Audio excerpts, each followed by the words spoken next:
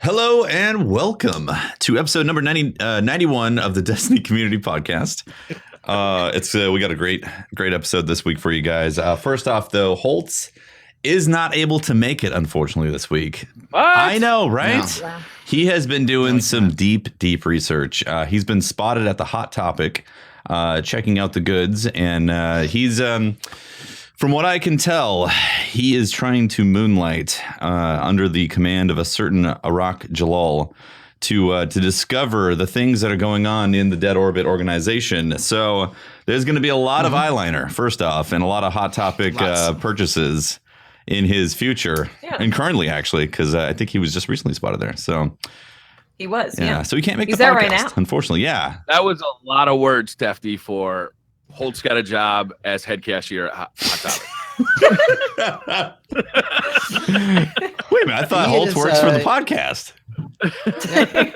He works for the podcast. He's trying to expand his horizons. I mean, you know, you can't. He's discovering himself. Oh, Yeah. We all went through a Fought a phase. Joker. Yeah. We all went through it. I think Holtz probably already owned several Jokers. Yeah. He before. probably does. Yeah. You're right. Yeah. Yeah. Well, God bless him. It's a tough work. It's dirty. He's going to need many showers, lots of acid peel, whatever, to get all that stank Lots off. of eyeliner. Yeah. I'm sure he's got plenty of axe for that. Yeah. Yep. Lots of grease in his hair. Keep it It's gonna be smelling great. fresh. Oh my gosh. Well, how's it going, guys? Good. Good. Yeah. I'm excited. Not that so we good, have- really. I've had a rough week, and I'm not. I laughing. didn't really care. I'm A rough week, but you don't sorry care? to hear that. I don't know. I was trying to make a joke. It didn't work. I was like, no, Kyle, what's wrong? Let's It's good talk to know. about it. It's good to know It's a when good you take. takeoff. Yeah. Everybody always says good, and never mind. If you got to explain it, it just means it's twice as funny, right? True. No. Yeah. It means you- Josh, how you doing? Josh, Josh? can you hear us? Yes. Oh, okay. Hey, how you doing? Hold on. It cut out for a second. I'm here. Welcome. Welcome. Did I miss my intro? No, Briar's just not firing on all cylinders right now. He tried to do a lead-in for you and just Yeah. he went from bad joke to bad was lead-in. like a- Bad lead-in. So I'm excited to have Josh Stein on. He's the community manager from Mixer. Really appreciate you taking the time to come on tonight. I know it's past your just getting past your work hour, and since community managers only work 9 to 5, right? On paper. On paper, for sure. So thank you very much for coming on. We appreciate you coming on. Yeah, no, it's been a blast to be on and join. I mean, we've just been talking through the pre-show. It's been great. Thank you guys for inviting me. It's always fun to get on shows like these and talk about anything from video games to community, things I obviously care a lot about. Probably the half of everything that I do in life is community, and the other half is games. So I'm always happy to chat with you guys and fellow people who love it just as much. So you're a would you categorize yourself as like a hardcore gamer? Have you been how long have you been playing video games? What's your first console? My first console was an NES, and An it NES. was Nice. Is We're it judging still you here? right now, by the way. It's right here. Oh, you have Hold it? on. This is my first game I ever played. Oh, what is it? And I have it here, and I keep it on my wall. Turtles? This is actually the amazing. Ninja Turtles. Awesome. This Oh, is the Ninja yes. Turtle ones. Have you So, ever beaten I- it, Josh? Nope. Yeah, that game's Not at all. That is a tough game. Nope. But I kept it, and so I've got the memory of it. And but that was my first console that my mom bought me. And ever since then, I played a little bit on Atari. I loved Gauntlet. I played a Gauntlet at my grandma's. Yep. So some OG Gauntlet back in the day, and then obviously progressed through all the console generations. So I've probably controller in hand since at least probably 6 or 7, and ever since, and now well over 30. It's great, Well, man. you're right now. You're the community manager over at Mixer. But when did you? What was your first job in the video game industry? It was actually almost 5 years ago to date. I just hit my 5-year anniversary in the gaming industry, Nice. which is a feat amongst itself. It's very, very competitive, very hard industry. But my first job actually was customer support. I'm actually a software engineer. I went to school. I got a degree. I became a software engineer. I would deploy patches for grocery store servers for the western like seaboard coast. And I did that, and I was miserable. I got so efficient at my job that I could do it in that 2 hour sliver in the morning, and then I would spend the other 6 hours on Reddit and G4. Sounds like the perfect job.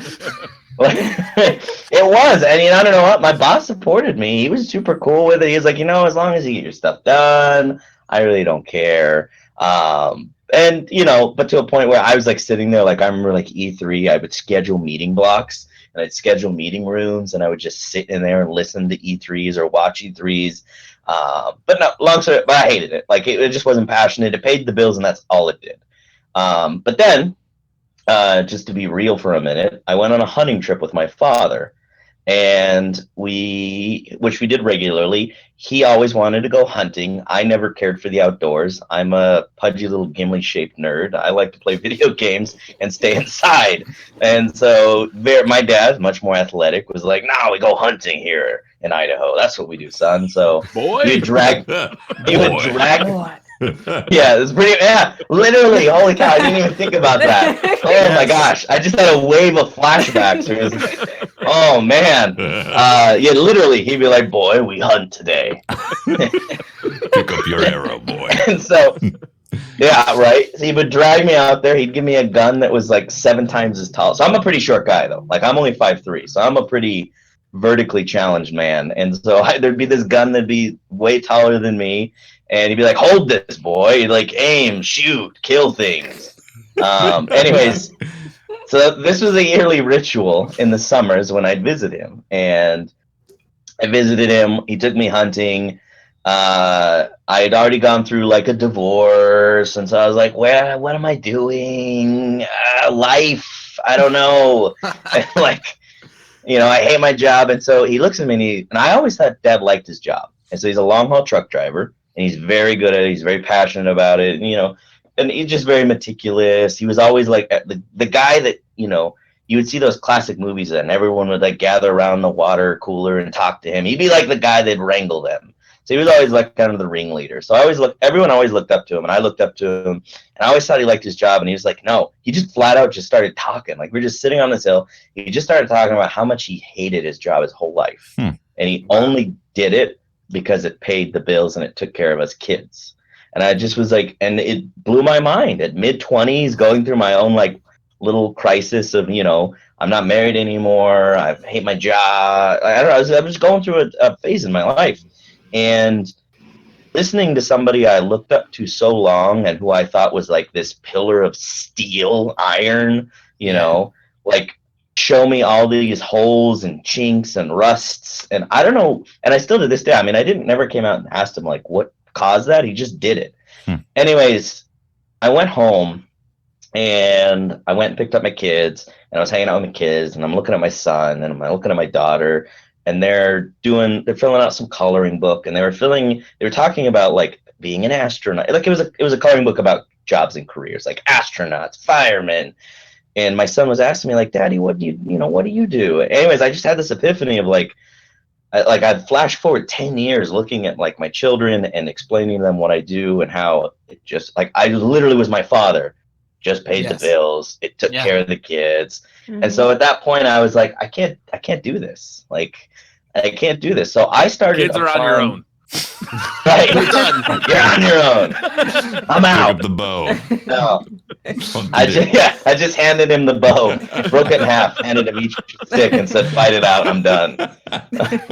Deer is that way. Oh, basically, yeah. I just kind of had that epiphany moment. So I started applying for things, and then, funny enough, I had a Twitter account that I opened for a psychology paper about social media in college, and I never used it. So I went back and I started using it and started playing with social media. I started following people in the gaming industry. I realized, snap, I can connect to people. I can talk to them. I can reply with memes and GIFs, and they can think I'm funny and like it. And then my hero can of a video game can like my dumb meme. And circling it around, basically applied for everything, Microsoft gave me 3 chances and I flubbed all the interviews. None of them were in gaming though. They were all like technical. I was using my computer science background. And so I eventually focused more on the gaming side, and they had openings for at Xbox support. So I don't know if you remember that. It's still a Twitter handle to this day, but it had just been freshly minted. Like the team had been created. They just won a Guinness World Book of Records. It was 1 year before the Xbox One launch. And sure enough, 6 months later, I was tweeting a couple people on the team because I was trying to network a little bit, tweeting some of the people on the team, getting them to know my name, applied for the job with Steineken, my handle, and then put Steineken on my resume. And the guy was like, wait a minute, this guy's tweeting us. His resume's here. I'm going to give him a call. So they gave me a call, and I was like in the middle of a deployment too. So like I paused the deployment and took the call. And I took the interview, and they were like, yeah, well, and it was pretty much, it came down to, we'll cut your pay into nothing because you're going to go from a release engineer with 5 years experience to customer service on a Twitter handle. And so there was no relocation in it because it was a temp position. It was a vendor role, which was new to me because in Idaho, like there's not a big tech industry. So the whole vendor role, thing, it was new to me. Yeah, I was like, wait, I do what? I work for who? But I went home, talked to my dad. Even my dad said, this is a bad idea, son. Like, you own a house. Like holy cow. Like, that literally, he was like, you own a house. Don't piss this away. My mom was like, video games are stupid. What? Those things that I used to yell at you about, whatever. Like, very cliche. My friends were all like, dude, like, you're gonna, we'll miss you. You're gonna lose a lot of money. Anyways, I slept on it, woke up the next day, and asked myself a very easy question. And it was actually my current wife, which is who I was just had met at the time. And she's like, hey, ask yourself one question. In 3 years, will you say what if, or will you just be happy? And I was like, okay, well, 3 years as a software engineer, I'll be a senior software engineer. Maybe we buy a bigger house. We still live in Idaho. We've never left. We might just die in the state. And then the other side was, I don't know, man. If I join this, if I go on this roller coaster, if I say screw it and take a risk, I literally don't know what it could mean. And based off that, I did it. I jumped. I quit my job. Everyone thought I was batshit crazy. I jumped right in. I lost all my pay. I sold my house. I lived off that money for like 6 months to make it work, and I crunched. I got the worst shift too. I got like the midnight to 6 a.m. shift on the tweet fleet. So like I would literally go to bed. Rough with kids. Well, yeah, it was rough too because I had to move away from them. So we had to work out visiting with my ex, and so which we all figured out. Man. We figured out all the personal stuff, but it was a life-changing experience. Midlife crisis at what, 26? Life crisis. But I mean, got that out. Man, yeah. I networked right. Oh, just Band-Aid off early, just get it out there. But I don't know, man. I busted my butt. I networked. I remember I would come in on my days off and just buy coffee in the atrium, and it sounds like a loser now saying it out loud. But I would buy coffee in the atrium, and I would eat lunch here in the Commons on the Microsoft campus just so I could run into people and talk to them about gaming and nerd out. Yeah. And then you gotta do that. Yeah. You have to networking. No one taught me this either. Like I was a software engineer. No one taught me you have to network. You have to talk to people. You have to be personable. I was this short little nerd who just wanted to play video games and try to figure out. So Josh, I first you are so good at that. And that's the funny thing. It's like I met you a long time ago, but when you were still at Xbox. Through Deej introduced me to you because I was thinking about going into the video game industry, and I was trying to find like as a community manager, and I asked him if he could connect me with anybody so that I could get idea of what the job entailed and talk to people. Yeah. And he connected me to you, and you had some like pretty spot on advice for like how to get in, how to network and like just be present and understand that it is a grind and getting, to meet people. It's part of the job. It's connecting to others and being a part of that, Well, what I quickly learned is nobody was handing it out. Everyone was too busy. And it's not, nobody gave a crap about me or this weird little kid who was super hyper about the industry. It was more like everyone was so busy because this industry is so demanding as a job. Like compared to like I've worked like over a dozen different jobs from an Italian, like I worked in an Italian restaurant to engineer to I worked for the state of Idaho's legal department for a bit. Like I worked in a lot of various roles, and none of them were as demanding. And it just because there's an emotional demand in gaming, in my opinion, that is required, especially in a community role. Yeah. And so that's why I feel like I went way too far back in the story time there. Like, I feel like I wrote back to like my childhood memories. Well, you know what? It's important because there's a whole lot of people in the chat who don't know you from, some may know you and some, don't. And it's important that they understand like how to get into the industry, because I feel like there's a lot of people out there who want to get into video games, but they don't know really what it takes or how to start. Yeah. And so a big part of it is personal experience. It's one of those things that I really appreciated about Bungie when they used to do the Breaking In series on the Bungie.net, on the Bungie website, was like getting a chance to hear everybody's individual story, because it really sunk into me that there is many different paths to get where you want to go, and they're just not all the same. And what I really love about your style, and like, I don't want to jump too far forward because I do want to talk about, some of the stuff that's gotten you to where you are, but Mixer, it seems like your leadership of Mixer has been just so like positive focused as a company. I know you guys are trying to create market share, like, and I think people see you as a competitor to Twitch, but you don't come across that like that's a thing.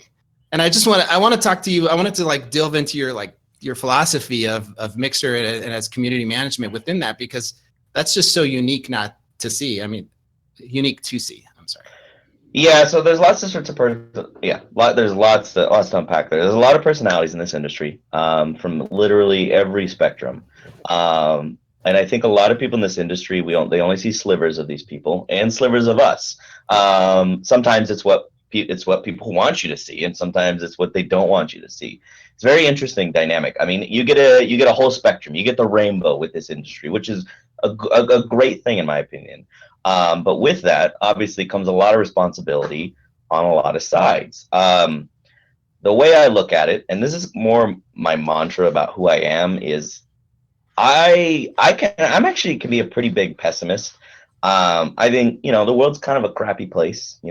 Today in the news was no shortage of that. So today, it just kind of sucks. And when I was growing up with my mom, she was a single mom and things weren't really great. We were pretty broke and there were some hard times there, but nobody was there to help her out. So it was just me as like, I just remember being an 8-year-old and like helping her like throw newspapers at like 4 a.m. just so we could, get some grocery money. And she couldn't afford a babysitter. So we had to use video games for that. So video games for me was an escape into a world where I don't have to worry about bills as being an 8-year-old, helping my mom take care of this at 4 a.m., going to school, taking care of my little sister. I didn't have to focus on those things. I could just enjoy myself. I could be Leonardo and just have a sword and just swing it and just have the time of my freaking life. And then, you got to unplug it. You got to go back to real life. And that's kind of my approach in a long shot to social media, to my own mantra is there's so much bad out there, and it takes me no effort to put a little good out there. Like a great example is a lot of people give me crap for how many selfies I take. I take a lot of selfies. Spoiler alert for those who don't follow me. There's a lot of selfies, but it's about me. I'm being a nerd. I got this cool piece of swag I bought and I want to show it off. And like you can't see, but there's engrams right here. Like I got swag on swag. Your swag collection, like I was so jealous when you moved from Xbox. I even got a little ghosty right here. Man. Right, when you moved from Xbox to Mixer and you did like a moving out like this, it was like a sad moment for you where you had to like box up. Yeah, you had to box up your office after like I was just so tearful for you. It was like the worst garage sale where you went there to buy something from somebody and they're like, this is something really special. It was. And actually, you didn't see it, but I posted on Slack, like the picture. I actually had to schlepp a lot of it off. And so there's a picture, and it's just a graveyard of swag laying there. And I'm like crying as I'm like, first come, first serve, swag takers. And then I'm watching everybody come by and like vultures snatch the swag off this table. And I'm just like, but you want to tell each piece everybody of my each piece, you know, where you got it, who gave it to you. You're like, right? yeah. Right? It's important. And I got on a swag tangent, but I love swag, obviously. I buy a lot of it. I spend too much on it. It's about positivity for me. It takes me no effort to be a dork and show off these engrams. Like when I got those engrams, I literally huddled them up, and I think I had one pop out of my beard. And I had the yellow engram like pop out of my beard. But that's it. I was like, if I just make one person smile, enjoy this during their crappy, shitty day, it's worth it. And that's my same approach to community management. People are upset, people are angry, but at the end of the day, what is their core thing? Is they want to be heard or they want to be communicated to. And so those are the two things that I look at. I either need to listen to somebody or I need to communicate to them. So I look at it like almost like a sheep herder, in a sense. I don't own the flock. It's not, in a sense, it's not mine, but it has been my charge for the shift to, watch the wall and take care of them. And sometimes that means I have to translate Microsoft E's to them, or Xbox E's, or Mixer E's to this community. And then I have to take communities and translate it back to engineers and corporate people, which ironically is where my degree actually for once came in handy. Being able to like translate that back over to them. So yeah, that's my approach to community management. I think there's too much competition out there. We talked about it, I talked about it with you a little bit, Pope, how I firmly believe that the Xbox would not be as good of console without the PlayStation. I think the PlayStation would not be as good as console without the Xbox. Like I firmly believe, but at the base level, not at the catty level, not at this. I like to call it the console Cold War, because that's what it is. It's just a Cold War. Nobody's into it. It doesn't stick to the wall. It's just everyone rolls their eyes in a room. And the funny thing is when I joined the industry, what blew my mind is when I went to my first E3, we all got drinks together. They're like Nintendo people are drinking, Sony people are drinking, Xbox. We're all just having cocktails, celebrating a dope E3. And I was like, oh my God, I love this industry. I want to work in this industry for the rest of my life. And I think so many people don't see that outside the industry, because and we, to be honest, we should do a better job at showcasing that. But people love clicks, people love retweets, people love favorites. But I will tell you, with the Mixer community, Nintendo, their Twitter game has been strong this week. Yep. Yeah, you guys love that? That was so great. I heard about that, and when the Xbox, I talked to the Xbox social team a lot. When they told me about it, I was so excited. I was sitting there texting my contact over there and like, oh my God, what are we gonna say back? And he's like, just wait. And then they send it and he'd be like, oh yeah.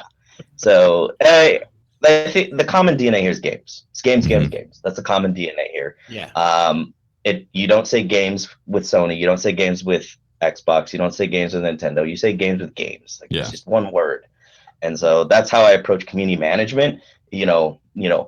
Man, woman, everyone who identifies in between, troll, hater, core, fan, everything in between, they all speak one language, and that's what the project you're on. So I've been fortunate enough to work on a couple of projects here through Xbox and now on the Mixer. But that's what everybody on Mixer speaks. But I like the challenge and the difference here, because I think Microsoft I've worked on many products here in the last 5 years, but this is the first product where they've said, nah, whatever platform, go support it.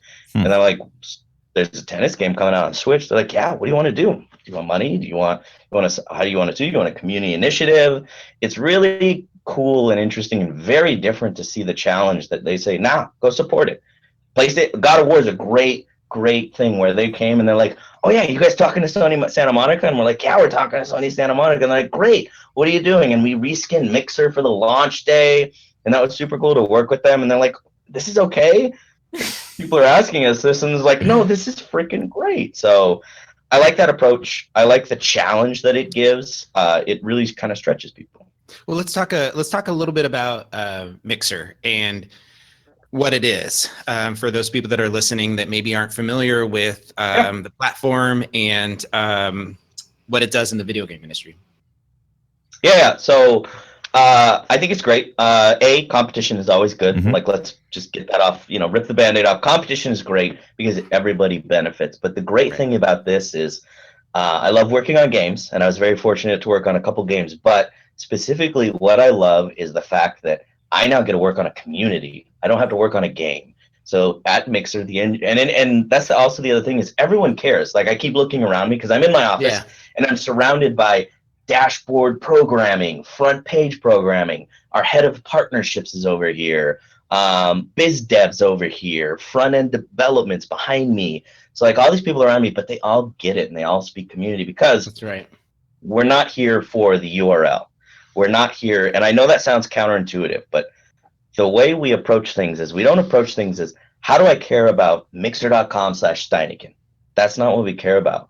You can cut all of that crap and that BS and that URL out, and you can just focus on the Steineken part, the content creator. Insert whatever name you want. That's the piece that we care about. That's the piece that engineers care about. That's the piece that all the team cares about. And so when we build features, when we talk to the community, when we go to events, that's what we want to make sure our main focus is on the content creator. Are we doing what's right for them? Not what's right for the URL to the left of that, but what's right for the content creator on the right side of that. And so content creators use the Mixer platform a lot like we use Twitch, right? It's a method which people can stream games. It has a lot of the same features that Twitch has. I'm going to ask you some basic questions because, like, maybe I don't know about it. So can a person get partnered through Mixer? Absolutely, yeah. Do it as a living? And there's a lot of nuances there. So yeah, so Mixer is a streaming platform through and through.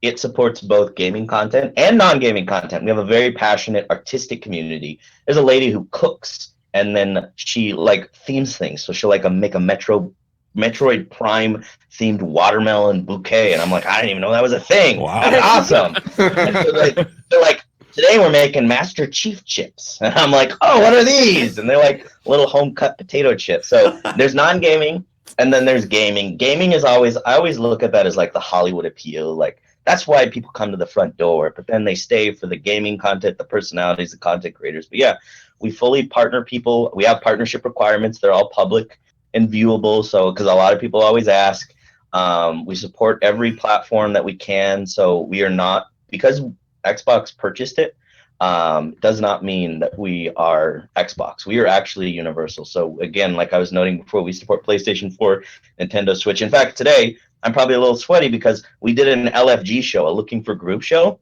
where we played the Nintendo Switch game and we were playing with viewers. And it was great. And we streamed it for an hour. We were on the front page of the Xbox dashboard. Like we get full support there, which is great. But yeah, partner program. We have monetization in the works as well. We just pumped out direct purchase for our partners. So there's a lot, so the whole monetization story is now coming together, which is great. And then we have our innovative features, like obviously faster than light technology, meaning you have sub-second latency on your streams. So you can tweak them to get like 0.02 second, which is great. It's like a Skype call like this. It's still unreal. And I love it because it gives me that couch feel with my friends, but with like 50, 60 people watching in my friends. So that way when you like, oh, you nail that headshot or that golden gun kill, you get that one shot right there and that clutch win, everybody cheers with you. And I freaking love that. Instead of like you boom and then you freak out. And then you're just like standing in there alone, and then everybody cheers. So the sub-second latency, great. Another thing, because we're about community, interactivity is always a big part of it. So we have a full mixed play suite, we call it. But literally, people have huge and giant interactive boards where you can do something silly as like a sound, or you can do like fun emotes and memes. You can have stuff happen on your screen. So it gives your community something to interact with you, the streamer. But games are paying attention to that now. So now our games are taking advantage of that. Smite's taking advantage of that. For example, not like shilling and plugging, but like there's just a good example of Smite they're doing a leaderboard bracket system now, so you can click and interact with the leaderboards and your favorite team member. It's You cool. can see their stats ranking. Like, so game developers are on this platform. We're in Minecraft. You can literally, every command in Minecraft can be an interactive button, which is great. So we did a stream like that where they were spawning pigs on us, and we were trying to kill the pigs as That's fast cool. as we could, and we were drowning in pork. It was hilarious. It was a fun little thing. So yeah, we have the interactivity, and then again, we're just really about building a positive community. And what's great is so many people on the team are content creators. So many people, the founders, the 2 co-founders, still stream to this day on a regular weekly basis. And That's awesome. who invented Beam, which then became Mixer. So what I like it feels like a content creator's creating a content creator platform. So that's cool. That's my spiel. Yeah, it's But kind of when people ask me about Mixer, that's kind of the spectrum I try to give them about the features, the interactivity, and what we're about. There's a little more. There's more to it too. I believe there's more to it right now because I feel like for so long Twitch has been sort of the big kid on the block. There's really been no other competition out there, and they've done a really good job of developing and building the platform for streaming. Mhm. Partnering with Amazon has obviously created a lot of security for them, and they've allowed to connect with Amazon Prime. And there's a lot of things that they've been able to do. And it seems like now that, and I feel like other companies have tried to compete with them, but haven't really put, haven't been able to make headway. And it feels like for the first time we have Facebook gaming and Mixer gaming out on the news right now, and at least enough that I'm hearing it on social media, and people, content creators, are making moves over to Mixer. And I was kind of curious, why do you think that's happening in the industry right now of all times? So I think, so first of all, Twitch has made an amazing platform. I have many friends who work for it, who are partners and affiliates. I'm a very big fan of what they do and what they preach. I love the Amazon acquisition was great for them. They were really able to ramp up for the masses. But I think streaming has become so popular now. Like, there's literally statistics out there where people watch more stream. They watch more games streamed than they actually play games. Mhm. So like, if you take every hour that people play games and every hour that view games, like the view games is actually, so people are viewing them. It's the new Saturday morning cartoons for all my 90s Yep. kids out there. Like, it is our, Yeah. but it's so universal. It's not just kids, everyone. It's spectrum. Like, it's all over the range. Like, my mom even now is starting to dabble in it. She's 60 years old. She's starting to get curious. I think it just came to a point where the demand is so big that there is so much room that everyone can coexist. And I know that's, the peaceful me and me talking, but I skew positive on this because I think there's so much room for us all to exist, all to challenge each other, and the content creator and the viewer is who's gonna benefit in the end. It's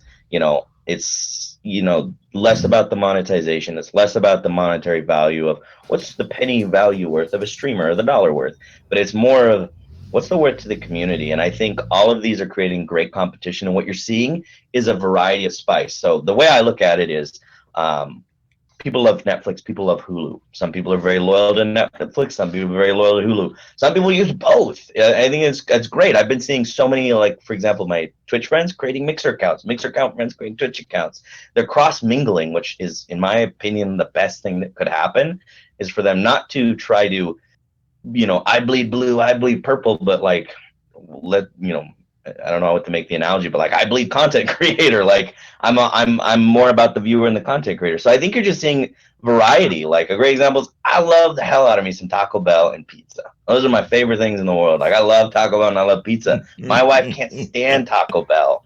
I know. I'm sorry. Oh no, I'm getting the disapproval. I've allianced wrongly. We are pro We have a Taco thing Bell with here. Taco Bell. We're pro Taco We have a Bell. thing with Taco Bell. Oh, did I just bring up a really Can I get some controversial Taco topic? Bells in the chat here? Oh, there's literally a Taco Bell emote. That's great. I see that in chat. Oh my That's gosh. amazing. I love the taco. So It's not a I'm Taco Bell huge fan. emote. It's a Tefty Bell. It's a Teft Bell. Oh, It's a Teft Bell. Otherwise, Okay. we need a No copyright. copyright. Hilarious. Right. Well, we have to make sure we're logo savvy. That's great. So I love Taco Bell, but for example, my wife prefers McDonald's when we want to eat like garbage, right? Sure. So I Garbage. look at the streaming community like the same. Like, we're all garbage and We're all half the stuff- garbage. half the stuff We're all McDonald's- garbage and bad for you. There we go. No, I Yeah, just that's think awesome. it's variety, it's choice, it's flavor, So you but think also you can have both. Yeah, so you think there's a point where there's enough streaming on, streaming games, streaming live media on has become, it's reached a critical point where it's popular enough, it's mainstream enough. Drake has been, jumping in, all these people are started to jump in that are part of pop culture and are jumping in and introducing people to streaming, that you think that companies like Mixer, and it's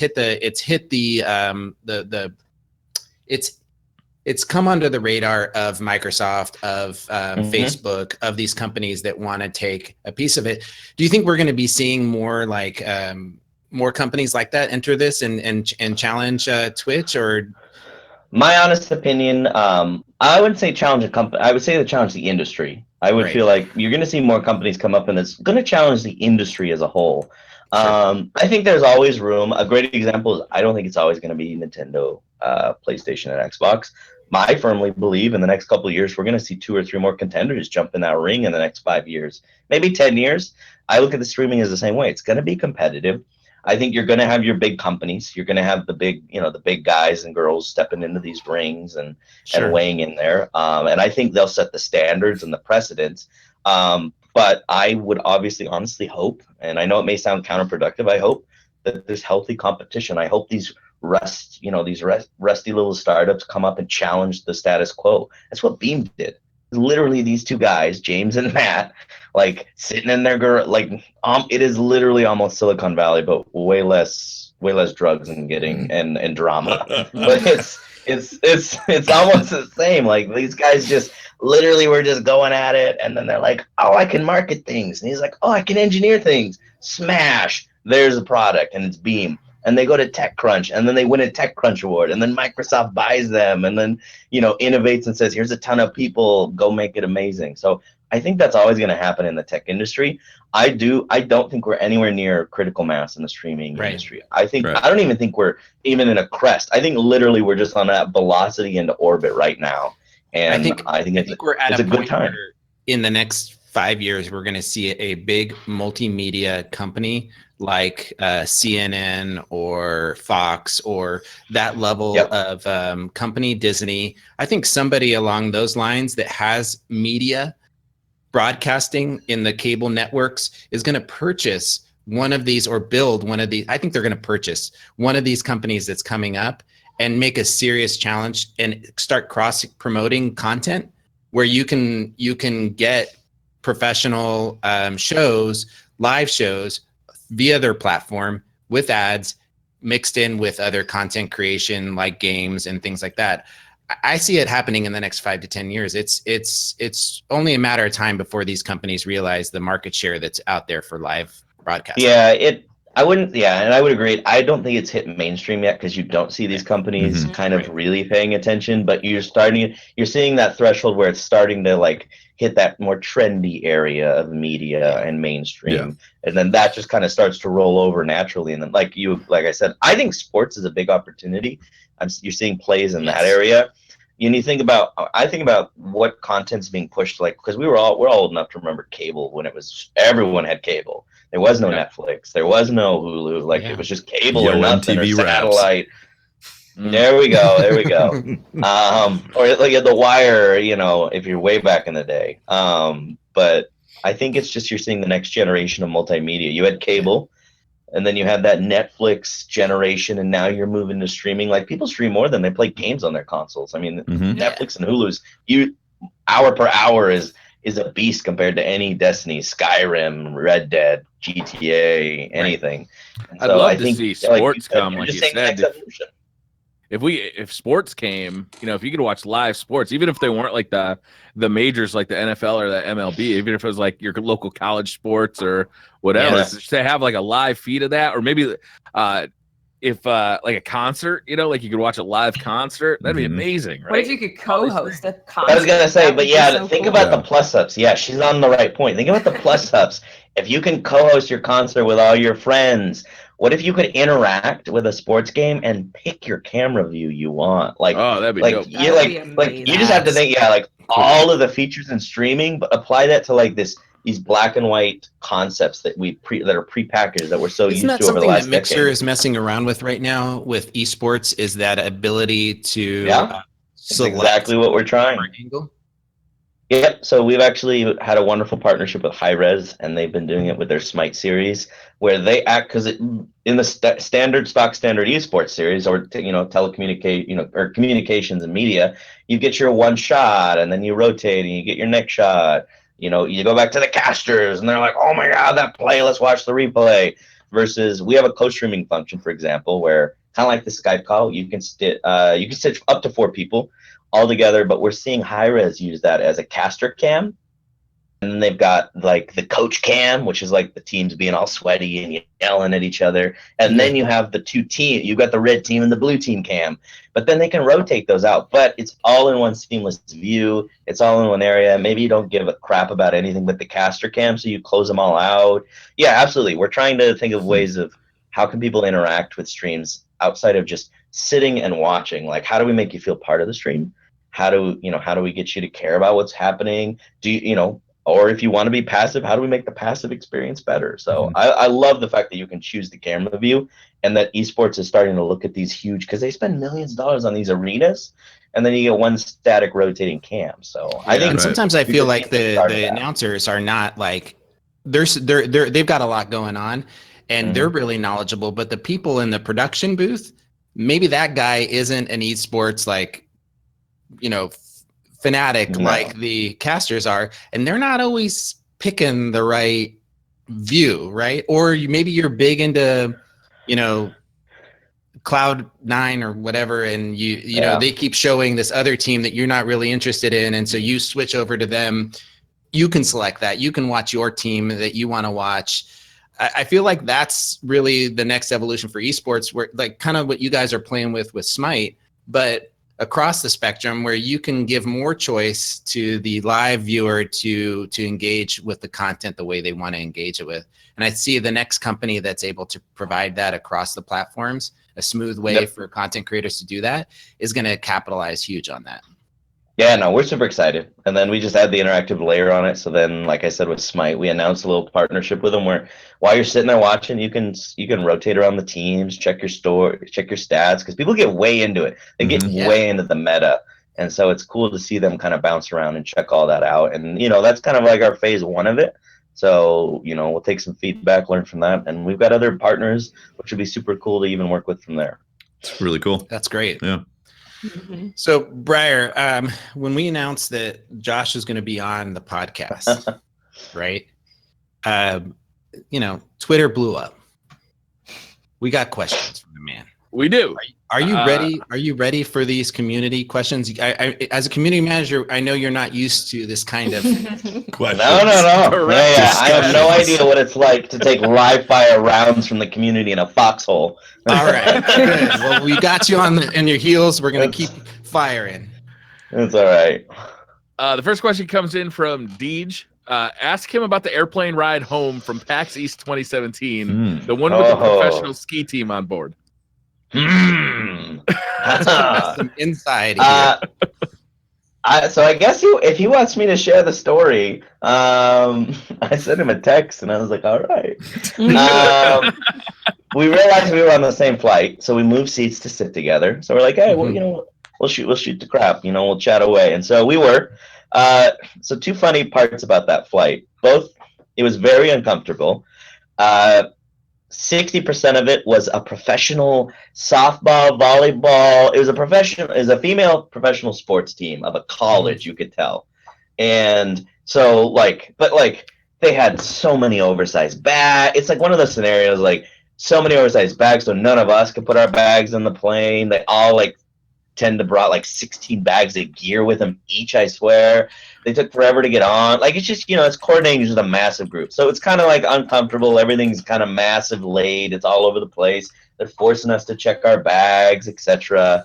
And sure as shit, we get up in the air, and turns out a couple of them decided, let's kind of chill out on the plane a little bit. Let's take a little something to just kind of mellow our mood out. And whatever it was a little too much, because next thing we know, there's like someone I think was crying, and then there's someone in the back with an IV in her arm. Whoa. Like she basically had herself a little bit too much of a good time. Wow. And ended up with an IV because she was a little too dehydrated for the relaxation medication that she took. And then on top of all this, I swear we had Terry Crews or like a linebacker for like the Rams as our flight attendant, because I'm in the middle seat. I'm a little guy. I love the middle seat, man. I get to crisscross my legs, sit up, throw them back. I feel great. I don't need extra leg room. I got all the leg room. And Deej he's a pretty normal sized man, and he had the aisle. And so, but that lady, every time she came in, just wham! And like we're just sitting there both nodding off, and all of a sudden, like I feel Deej go, like it jolted physically and ram into me. So yeah, like the girl in the back's got an IV. The other ones are freaking out. The coaches are like, "Oh my god!" And then meanwhile, this linebacker, and every time she came down the aisle, she just checked him hard. Like I swear, he had like 16 bruises by the time we were done. But he would it was like he's sitting there eating, and she's just like wham, and he's just like, "Oh god!" It's just so it was probably like the worst flight. He was miserable when it was over, and I just was like, "I'll see you later," and he's like, "Yeah, I'll see you later."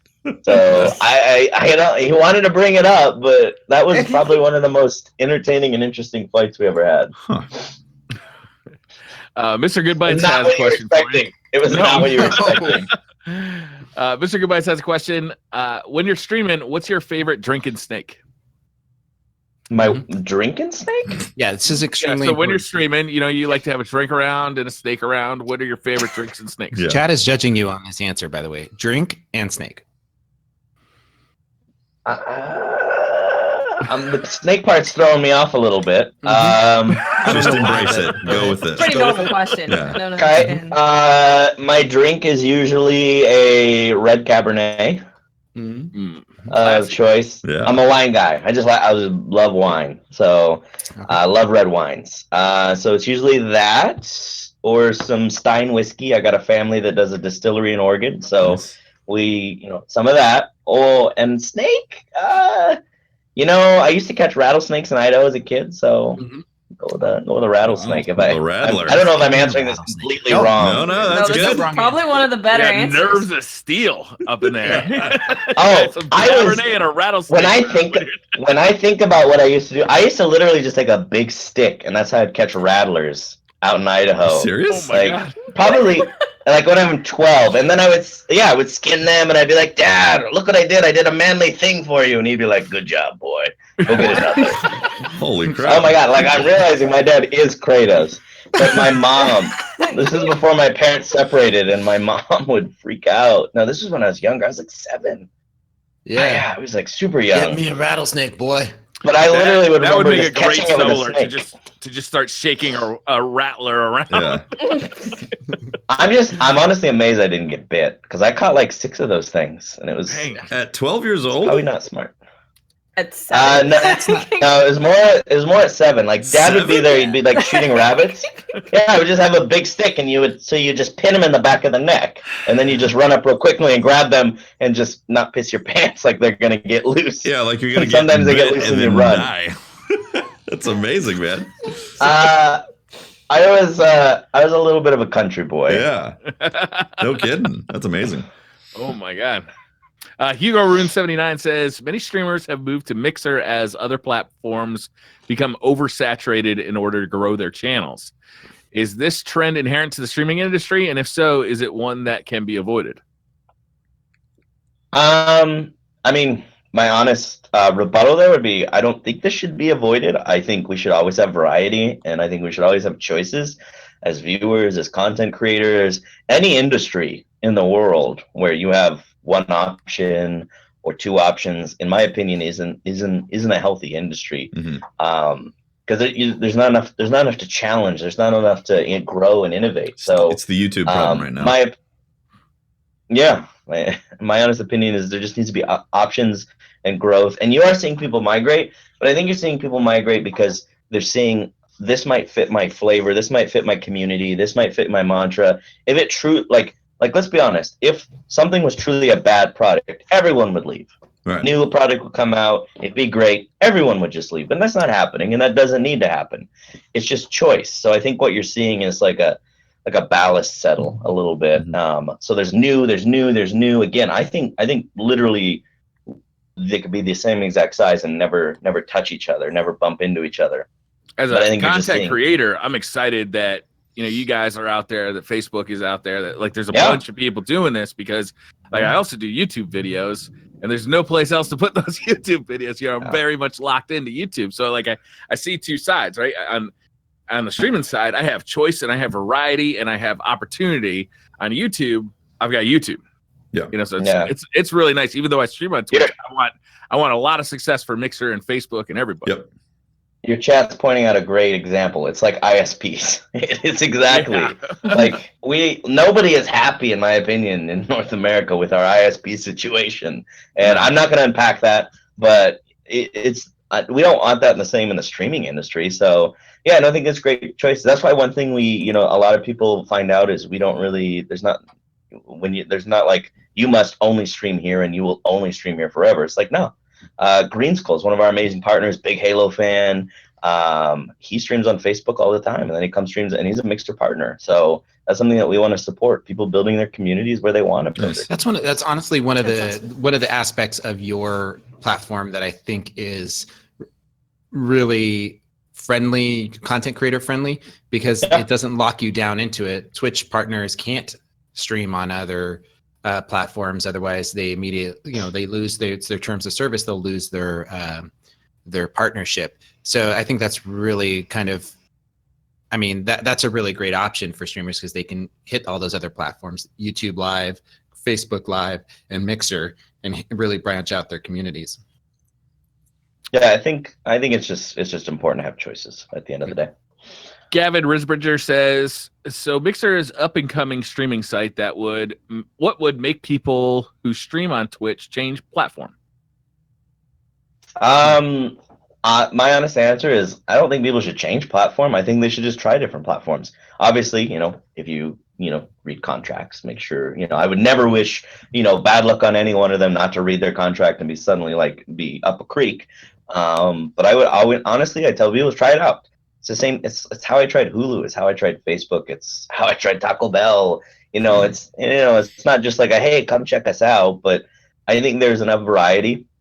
I think the community is super positive and super engaging. That and that's one thing that I was a Polygon. They literally wrote an article about how positive our community was a couple months ago. It's something we pride ourselves on and try to keep a non-toxic community. Does it have trolls? Yes. Are there trolls? Sure. But we try to make tools to implement to help keep everything a good time, because as you as a content creator, you are making your living doing this sometimes. Sometimes this is your passion project. Sometimes this is your hobby. People are dependent upon this in many, many ways. And so I think it's important for us to make sure that when they do that, it's the most positive experience that they will want for their community, or as a viewer in somebody else's community. Mm-hmm. James Sifri says, what do you think about industry standards opening up to allow more beards at a professional level? And what is your beard routine? I think all beards should be welcome in all shapes and sizes, and non-beards. Did you have a beard when you were killing rattlesnakes? Because I think you did. You must have had a beard at that point. Actually, funny enough, my ex-wife hated beards, tattoos, pugs, and video games. And now I have 2 pugs. I've got almost a full sleeve going. I work in the video game industry, and I haven't shaved since I was 25. So, and literally everything about me. And my beard regimen, I take very seriously. So I have a wife who lovingly supports my beard, but with care. Can get I get this Stein beard, that like my dad's beard, and that thing is like you can like sand off like a sheet of wood with that thing with one swipe. That's my dad's beard. It's insane. And so I don't want that. So I alternate. Every other day I use beard balm, and then on the alternating days I use beard wax for shape, and then I condition it every third day to make sure it stays soft.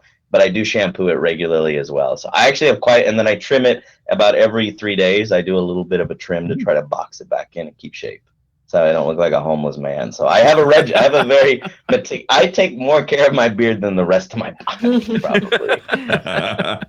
In 100 years, they're just gonna find this carcass, but it's gonna be this pristine little red beard. The Mangry Gamer says, we've seen a lot of migration of broadcasters, big and small, over to Mixer from Twitch, myself included, and a lot of great features being rolled out to broadcasters on Mixer. But what measures are Mixer pursuing in the short term to drive a larger viewer base?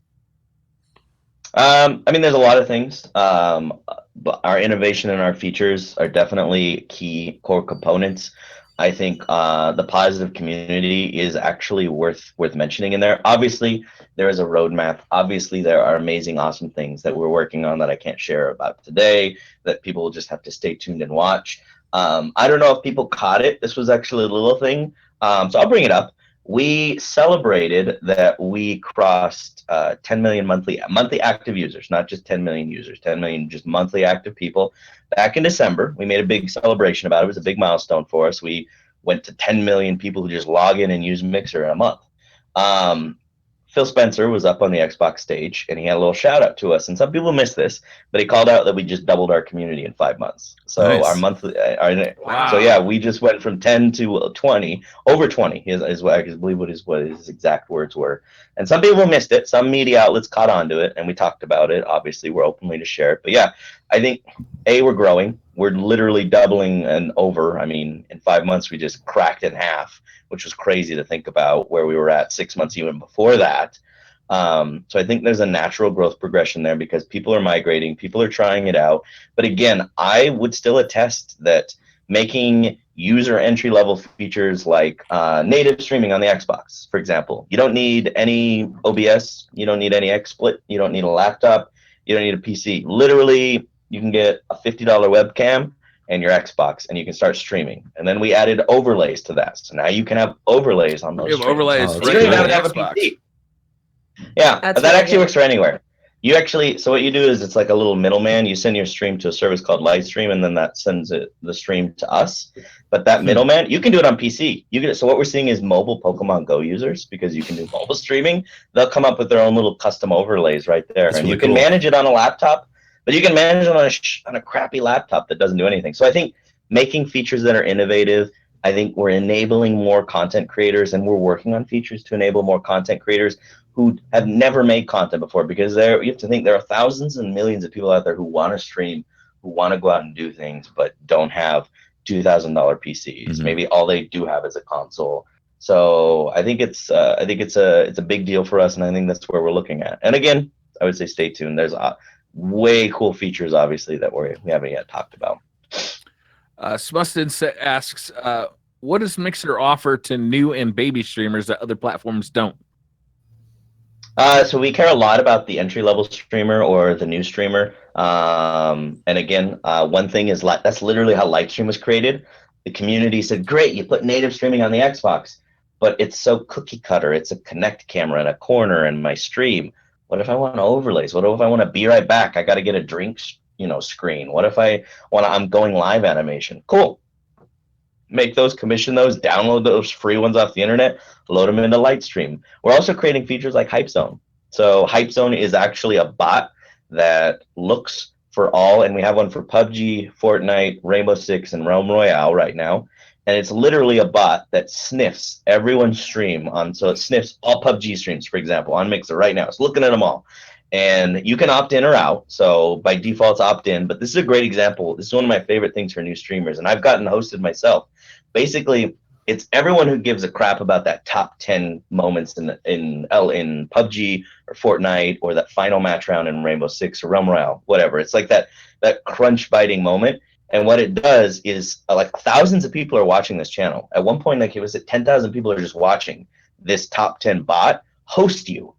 It doesn't care if you're a partner. It doesn't care who you are. It doesn't care if you joined yesterday. It doesn't care if you joined 2 years ago on Mixer and Beam. It literally just looks for that top 10 clutch biting moment. And what you'll see is it'll host somebody.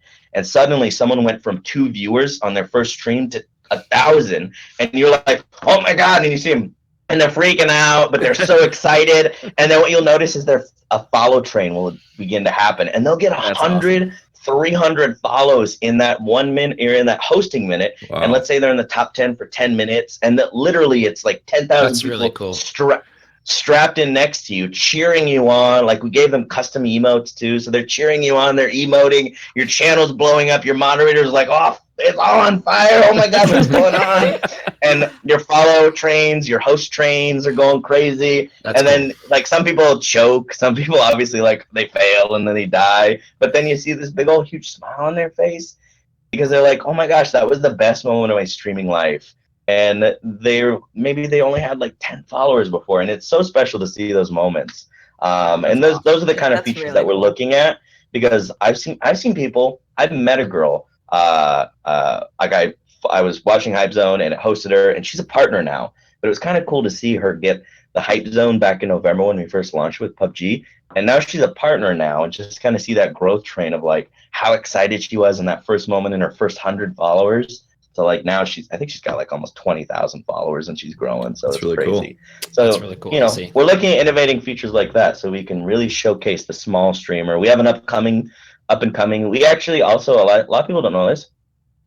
You can make the main page. So the top 5, the front page of Mixer. You can make the front page of Mixer. We saved some slots in some areas there for some algorithm based things, and I've seen people get front page and they're tagging, Mixer on Twitter, and they're going, oh my God, I'm hitting front page. Because what we'll do is we'll time some people. So, our partners always get thousands and hundreds of viewers. So it's important and they're part of this too, when it's a learning process to where maybe they can only get featured so many times organically before they won't be able to be featured again for a little bit. And these people get thousands and thousands of viewers, and they get it. They want to support the smaller streamer to help lift them up. So then somebody will get front page for their first time who didn't have to pay for it, didn't have to make a marketing deal and sign some deal with Pepsi and Mountain Dew to get the ad to be placed in front page. So we're looking at ways that how we can innovate kind of our algorithm and give people that front page, and that, we want to make them feel empowered.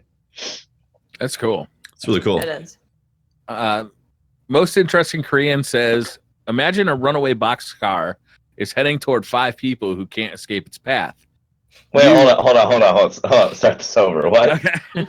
Imagine a runaway boxcar is heading toward 5 people who can't escape its path. You can reroute the boxcar onto different tracks with the pull of a lever, with only one person along the new route. What do you do? Can I go for option C? Can I throw myself in front of the train? Because I love a good tragic hero. I think 6 people die if you do that.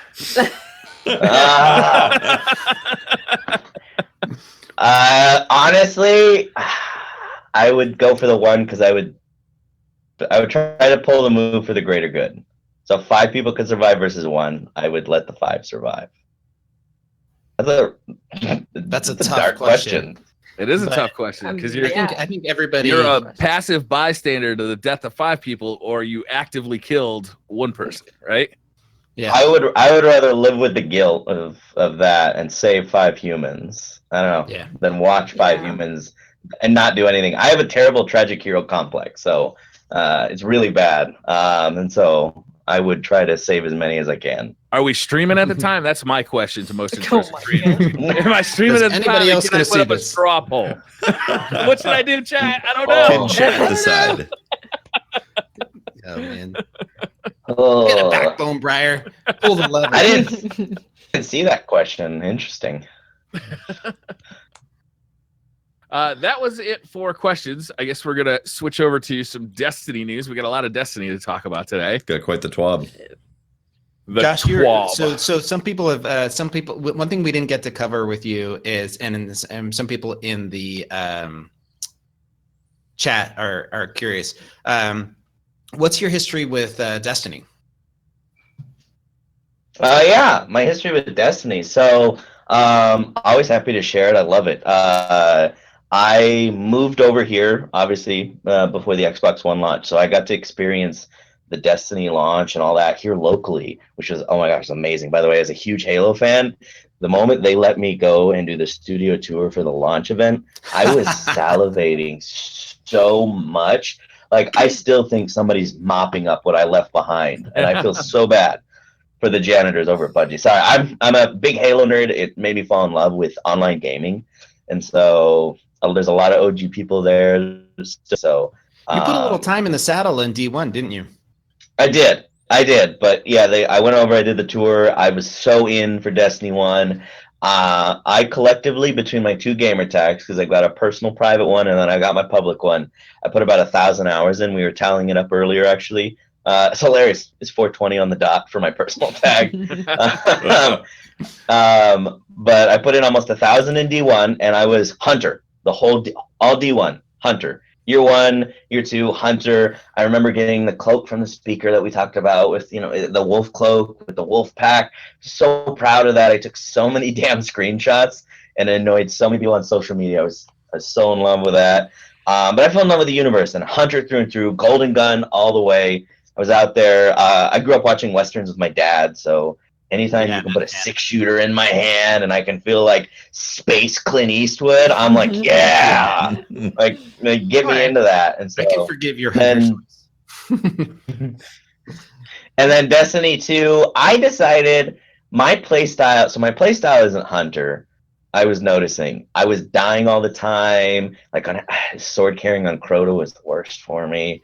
I was not good at it because I noticed I would rather see a mob of Thrall, like 50 of them, and be like, oh yeah, and just like run in, guns blazing, but it's like a little squishy Hunter. So I switched to Titan. So I've been playing Titan all of Destiny 2. I'm about 400, 500 hours collectively between the tags. Most of it's on my secondary tag because I've been noticing with Destiny 2, I've been more passively playing just myself or with one or two close friends versus Destiny 1. I was just like, I was in the LFGs. I was like, all right, who's running this? Who's running that? I ran 3 characters, Hunter, Titan, but let's be honest, I never touched the Titan in Destiny 1. And then, but I will admit, I miss my Hunter. I really love what they've been doing with the Hunters and the play styles, the supers. So this September, and I did transfer my character over because I'm very close to how I built my Hunter. EXO all the way. Also, I'm very much EXO man. You're muted, Pope. You're muted, Pope. By the way, we are not letting you get out of this conversation without telling us your faction. So go ahead. I was trying to avoid factions. But yeah, I think I'm going to go back to Hunter this fall. I think I just miss it. And I transferred him over, so he's there. His name's Norman. I love him. Norman the Hunter. Norman the Gunslinger? Norman the Exo Hunter. Norman the Gunslinger, yeah. Norman Eastwood. That's what I would actually call him. I'm a full-on nerd. I will admit, I never named my Titan, and my Warlock was just created for an achievement. So You know what? We can bond on that level. We're good. yeah. It's all right. He got me the achievement. I'm okay with it. No, listen, you need everybody, but what it counts at the end of the day. So yeah, Hunter and factions, I support all factions and their efforts. That's not an answer. That's not true. You got it. Way to ride the fence. It's a bald-faced lie. Who does Norman align with?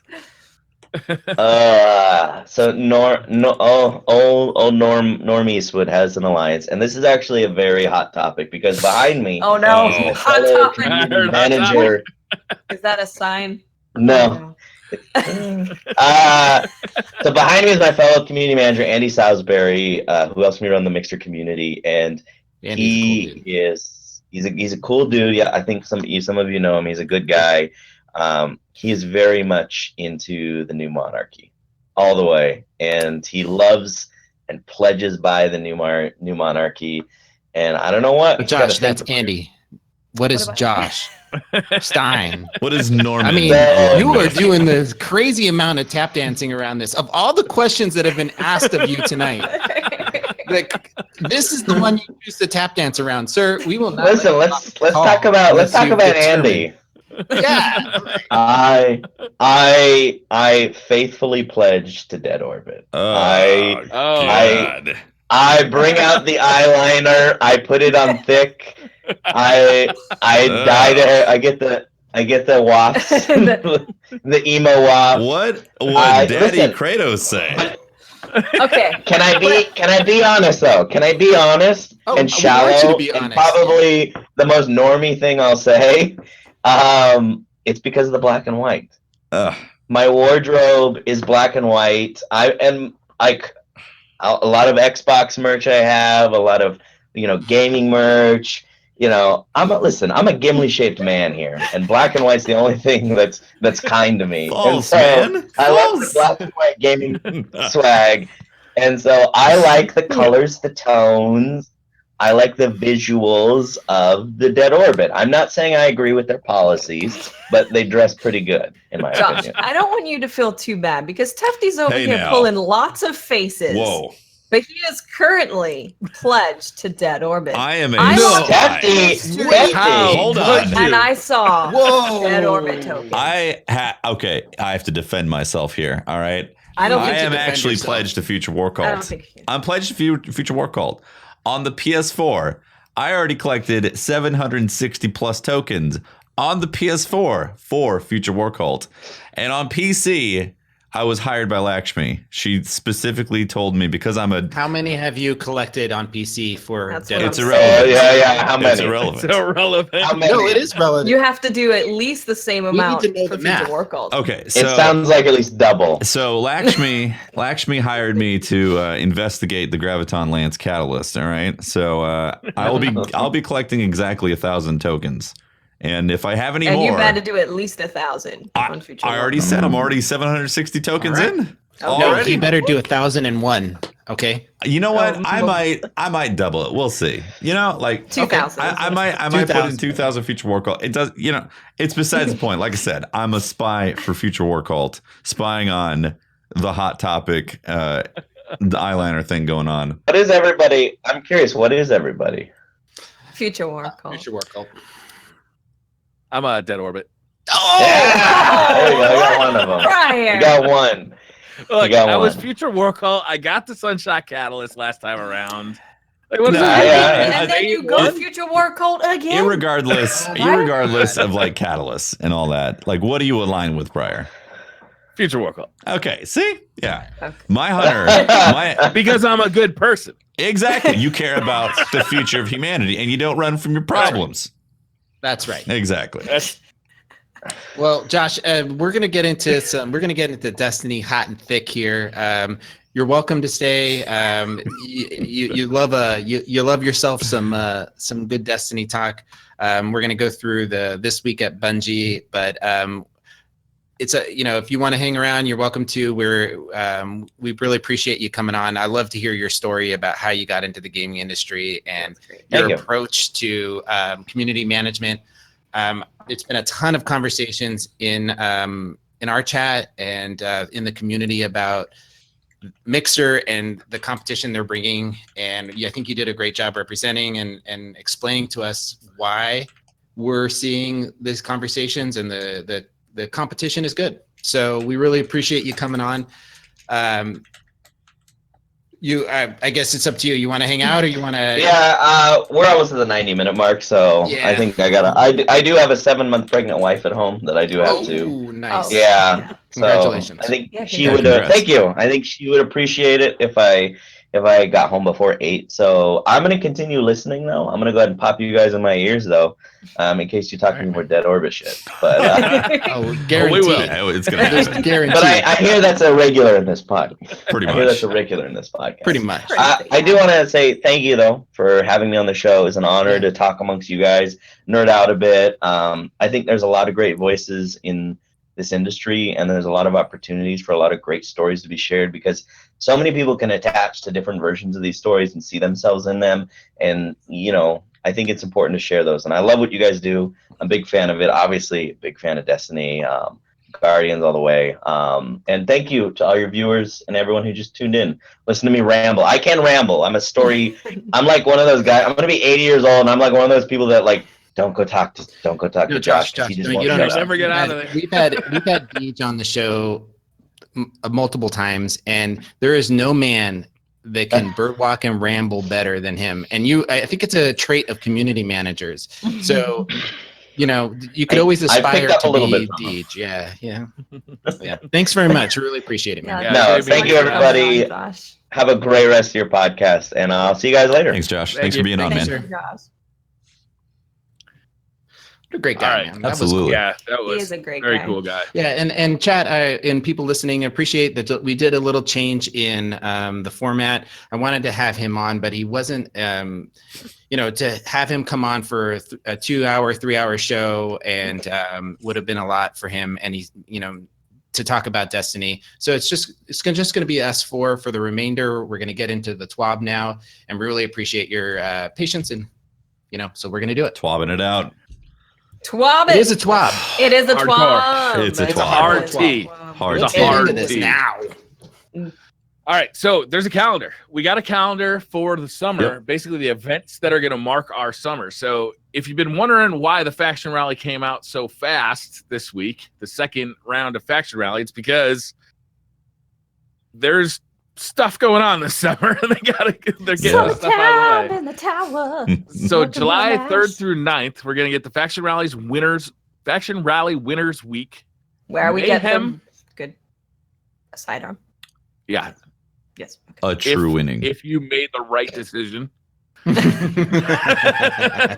Mayhem Crucible playlist. Yeah. And it's Bungie Day on the 7th. Does that It mean is we get Bungie something Day. for that? In-game? Because, the fact that it's Traditionally. on an in-game, roadmap for summer, I kind of feel like maybe they'll do something. Maybe. Like an emote? Something. Otherwise, you can mention it in a TWAB. They're like, "Oh, Bungie Day's coming up," but why What put would it a in my Bungie- roadmap? What would a Put it Bungie in my emote be? roadmap. I wouldn't mind the 7 The count. teabag emote, and you can call it the Bungie way or something. I don't know. I wouldn't I'd love mind to- getting the 7th column as a emblem. That'd be cool. Oh, that'd be cool. Ooh, I that think would it'd be cool. There's a GIF out there of Deej dancing in front of a Destiny sign. I think a emote of him doing his little dance. I like would be it. Funny. That would be good. It should be called Deej Dance too. Yeah. Yeah. Yes. And you could combine it with really obscene things, so you could just be dancing. Never mind. Yeah. Kinda, Okay. All right. Yeah. Gonna look at some Pope fantasies there. July 10th through 16th, we get another round of Iron Banner. So this is it's crazy. It's we get Faction Rally, Iron Banner, Faction Rally, Iron Banner. It's like every week there's one of these. And then Guardian Con is on the 13th through 14th. Which is going to be Iron Which Banner is week. We'll be there. Yeah. Yeah. And then July 17th, so that's the week after Guardian Con, we get update 1.2.3 to the game. The final Faction Rally of Season 3. Yep. The final Faction Rally of Season 3. Last Final. chance. Last chance Faction Rally. And Supremacy Crucible playlist. So they're going to do a special Supremacy Crucible playlist. We'll find out why that is later. All right. The week after that, July 24th through 30th, we get the Faction Rallies Winners Week and then the Doubles Crucible playlist. And then on July 31st, Solstice of Heroes begins. And I'm we don't know excited. how long that lasts. No. Because it doesn't say from X time to X time. It's just Solstice of Heroes. So they were talking about how they were doing a Triumphs thing, and I'm assuming that's all going to be packaged up with Solstice, which is going to be the final month leading up to Forsaken, right? So August is going to be like a Triumphs and Solstice and all that. Yeah. Yeah, I think that's a smart bet, Tefty, especially since they're packing the faction rallies, into 3 weeks of faction rallies into 6 successive weeks, right? Right. It's like that's a lot of grinding to do in 6 weeks. It's kind of like somebody looked at the schedule and was like, "Uh-oh, we got to do 3 faction rallies." It's like, guys, do we want them to be doing faction rallies while they're doing their Age of Triumph stuff? We got to push. Yeah, back to back faction rallies. Let's go. Let's get this done. It doesn't say anything about final Iron Banner of season 3. So yeah, but who cares? Theoretically, right? Iron Banner will continue. Nobody really cares at this I mean, point. it's not as big a grind. Iron Banner isn't as big a grind as faction. No, faction not at rallies, all. you got to I mean- invest some time for sure. Yeah, I feel like I've already gotten everything in Iron Banner and still have some leftover tokens, and I don't play all that often. yeah. I mean, we'd be able to buy some stuff, right? Mhm. Throw some $10 here Next and there. time. Yeah. Yeah. Maybe a little We don't talk about Siva Iron Lord next time. That'd be great. Hefty. So you might have noticed that there was an update in there on the 17th, July 17th, right after Guardian Con. We're getting update 1.2.3, and they gave us some early details of what's coming in that update. We'll go through the list real quick. Do you guys want to talk about the list as we go? Yeah, let's Why don't we do do that. Yeah. There's some interesting stuff. All in right, Crucible. There it really is. Crucible playlist update. So quick play, increasing the player population or player configuration to 6v6 and updating the playlist description. So quick play is getting changed to 6v6. Mm-hmm. I know they're going to say, we thought this wasn't sweaty, but it actually is. Is that the new description? Yeah. Because instead of like low intensity games, they're like, well, sometimes it's a little. Casual, low intensity pizza and chilling games. Oh wait, actually, you have to be 100% focused. Actually, no, we lied. They're also removing Supremacy from the pool of available game modes. Get out of here. Yeah. Bummer, man. I love that game mode. Yeah. I love it You know as much what as I Dead really Orbit. like about this? Let's start the Supremacy comeback. People hate supremacy, and it being gone is great. But what's even better is that you now have more of a chance to get control. Yes. Yeah, that's right. There's only 2. You're They're right. making some changes to control as well. They're updating control win score to 150, and control zones will initially be neutral, just like they are in Iron Banner. Yep, it's basically the Iron Banner control. Yeah. Yep. Clash, updating Clash win score to 100. What's the current Clash win score? I don't know. 75? Something? Is it? 75. So it Clash 75? games are going to It's go longer? 75. Somewhere around there? Because there's more people. Oh, that's true. 6v6. Okay, that makes Yeah. sense. Competitive. Bomb fuse timer and countdown lowered from 40 seconds to 35 seconds. So you got to get in there. I think that 5 So- seconds actually is going to make a difference, because how many times it have does. you like really come down to the wire like that and then diffused? Well, Yep. I feel like when I play Countdown, there's a lot more often times where I'm like, oh, it's still a time. It's still going. Wow. And so I think it's actually good that they're doing this, because you kind of feel like you can, if they set the bomb and then you have an aggressive team, they can go push, be really aggressive, and then dismantle that thing pretty comfortably. So shaving Yeah. 5 seconds off would be good. It'll put some more precedence on you have to move right now. Yeah, the bomb makes more of a difference. Mhm. Yeah, theoretically. Yeah. General, Rumble will become a full-time playlist. Woo! As it should be in any shooter. Yes. Yep. Correct. People are saying 50, by the way, for Clash. So apparently 50 to 100. That's a big jump. That's a that big doubles. Supremacy will be added to the weekly featured playlist, updated to 6v6, and have a win score of 150. So you can still play it. If you like Supremacy, you can play it as much as Mayhem. Have a week of it. That's fine. Yeah. Yeah, Love it. that is going to be the loneliest weekly playlist. That's going to be a charming playlist. Quaint. And you know charming. what? YouTube commenter right now who's writing in the YouTube comments, but Supremacy is my favorite game mode. I don't care. I'm not even gonna comment. Nobody likes Supremacy, man. I like Supremacy. Of course you do, Pope. course. Just for the record, I think that it is, while it's not perfect, it does provide an additional objective-based game mode. It's not A objective. we are fake sort of objective. similarly objective-based, sort of It's objective. Clash. Okay, It's so Clash. it It's provides Clash with me candy. something shiny to go after. I don't hate Supremacy. I think they could have tweaked it more to to kind of take away some of the things that people dislike about it. But there is a world that works because that game mode used to be in Call of Duty. I don't know. I haven't played a Call of Duty in a couple of years now, and it was actually one of my favorites in Call of Kill Duty. Confirm was my favorite mode, actually. Yeah. So I don't really, I've never really thought about like why it works in Call of Duty but doesn't work in Destiny. I can actually sum it for you really easily. All right, tell me. It's the meta, like butt hugging and having to lane so hard right now and not being able to 1v3 doesn't go well with it. Basically cancels out the need to go and collect those tags. So somebody steps out, you got 3, you get 1 kill, they kill you, they pick up that tag and then go and pick up your tag. It just plays like Clash, essentially, and it's just a more annoying version of it. So if the time to kill gets quicker and you can actually have the power to be able to 1v3 people, then a kill confirm style game mode would actually excel. Would be fun. Supremacy could actually be fun. Yep. They're making some changes to the Crucible ranks. Players will be able to earn Valor ranks from additional playlists. So competitive, Crucible Labs, Iron Banner, and Trials of the Nine will all earn you Valor, which is nice. That's good. That's good. Yeah. Yeah. Can you guys explain that to me? I was a little confused at why. Just explain that piece to me, because it seemed like wasn't Valor specifically only for the social playlist? Yes. Yes.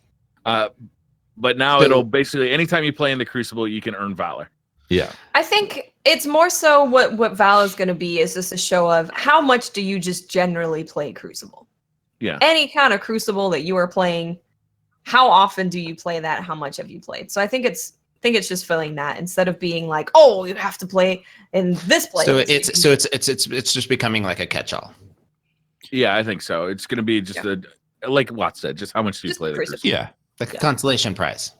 No, it's a measurement of of rank, or not rank, but like time invested. Yeah, time invested, faction type of stuff. Like, okay, that's kind of what it ends up being, which I think is better. Remember how anytime you did Crucible stuff in D1, you ranked up your Crucible rank? Yeah.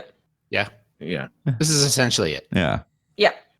So then the competitive piece, we're going to talk about more competitive stuff, but it just in that piece of it sounds like you're sort of getting to double dip then.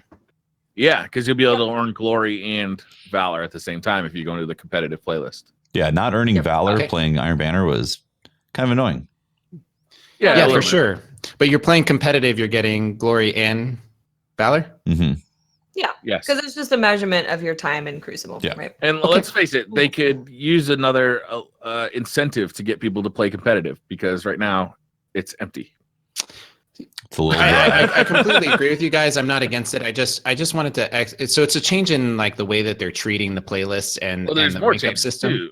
Yeah, I know, but okay. They're joining a game in progress will protect your Valor win streak for that game. If you lose, no penalty incurred to your Valor win streak. If you win, Valor win streak increases. That's better. That's a no-brainer. That is a no-brainer. That's definitely great. Yeah. I mean, when you join a game in progress and you're clearly going to lose, you shouldn't be penalized for that. Players will be matched using their glory rank. This means your opponents will be man. a similar rank to you. The higher you climb, the tougher the opponent will be. That's how a rank system should be. So let me clarify this again. So this means I don't ever play competitive. Mm-hmm. I don't have any glory. Glory is for the young. I'm an old man. I have Valor. So I have a ton of Valor, no glory. Mm-hmm. I don't know. I'm trying to go with it. Go with me, Just right? go with it. Just go with it. So how am I getting matched then? With other people of low glory. Yeah. So when you jump in, go ahead, Watts. You'd have to play the matches to essentially get placed. Like in any ranking system, it will take a little while to place you into it, and you just go up against people with the same. This seems so intuitive, like it should have been like that. Basically, like it's kind of weird that they didn't initially put it in there in the first place. Because I played some matches on PC, and people had almost 5,000, and it was like, okay, like. So this is ELO? Like you go in there, you have never played comp before in your life. Maybe you played a lot of quick play and you're good at quick play, but that doesn't mean you're going to be good at comp at all. It's two different type of skill sets. So you go in there and you're matched against like the top team, and you're like, can I find my feet first? It makes no please? sense, right? Man, this seems like such a quality of life thing right here. I didn't realize how big of a deal it was until you guys started explaining it to me. That because I don't delve in those worlds, it might actually make me want to play competitive now. So I'm going to be perfectly honest. I actually thought that that's how this was going to be when they launched it in Warmind, and when I found out it wasn't, I was like, that doesn't make any sense whatsoever for the glory grind. What's the point if it doesn't work like that? Yeah, what's the point if it's literally just stats? You know? Yes. It doesn't make sense. But on the flip side, and playing a bunch of Iron Banner last week just further solidifies the fact that there is just two worlds in this game right now where they want things to be competitive, but the actual foundation for it to be competitive is like a 100-year-old dry rot building that's about to collapse. Like, no dedicated servers means that those people going up with the 5,000 rank are going to have extremely stressed connections where, yeah, they're highly skilled players, but someone at some point is always going to have some sort of lag, either advantage or disadvantage. And, you know, you grow a community in that area, or you grow a playlist by people's experiences of being fun or rewarding. Yep. And when you feel like you're always like going up against RNG bullets, ghost bullets, getting shot around corners and so on, and that experience, then it drains the playlist. It drains the population. People don't enjoy those experiences. So did so my experience was Call of Duty, like this, the regular Call of Duty playlists. Was it dedicated servers? It depends on what Call of Duty game you're talking about.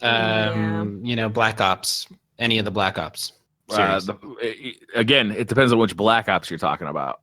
Black Ops 1 was all peer-to-peer. I think Black Ops 2 had a mixture.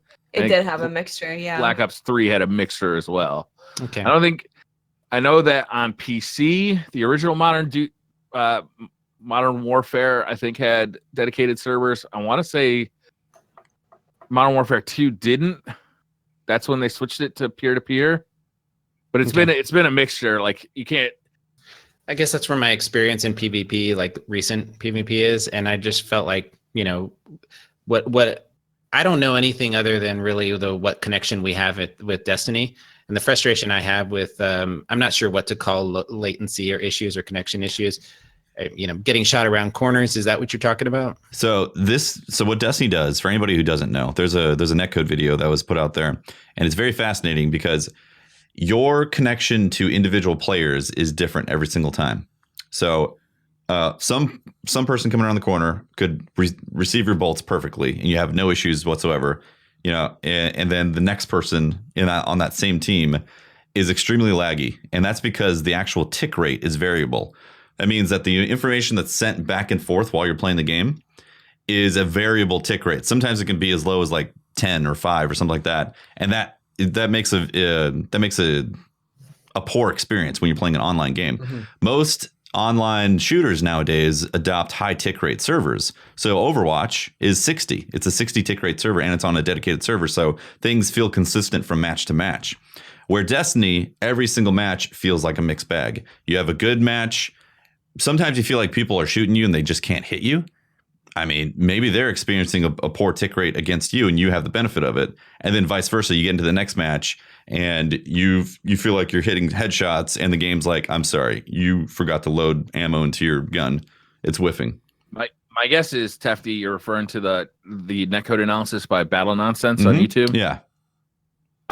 That's well worth a watch. He's got 2 of them about Destiny 2. Yep. He made one in August and one in November. I just Googled it real quick. Yeah. And they're fascinating because it really is. It's this hybrid system that really does behave differently than most other games do. And it's well worth again, that's Battle Nonsense. It's a YouTube video that's really worth checking out. Definitely worth checking out. And what it highlights is that on PC, the actual tick rate to individual players can go up to 40, but it's very rarely achieved. It's usually 30 and below. And on console, it's usually 30 and below as well, depending on the player connection. So that means you're never actually getting a 60 tick rate with any person in there.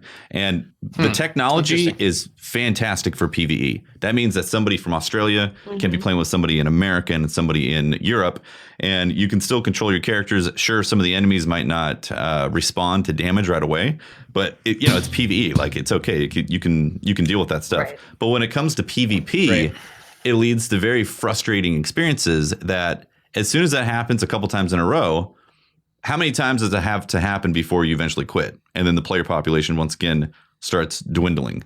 So you can put all these fancy. I wonder if it's possible to split PvE from PvP. You know, when you go to play PvP, it's on dedicated servers. For the netcode? If it's even possible for Bungie to do that. I mean, that's a question for their engineers. Obviously, it's possible with enough time and money.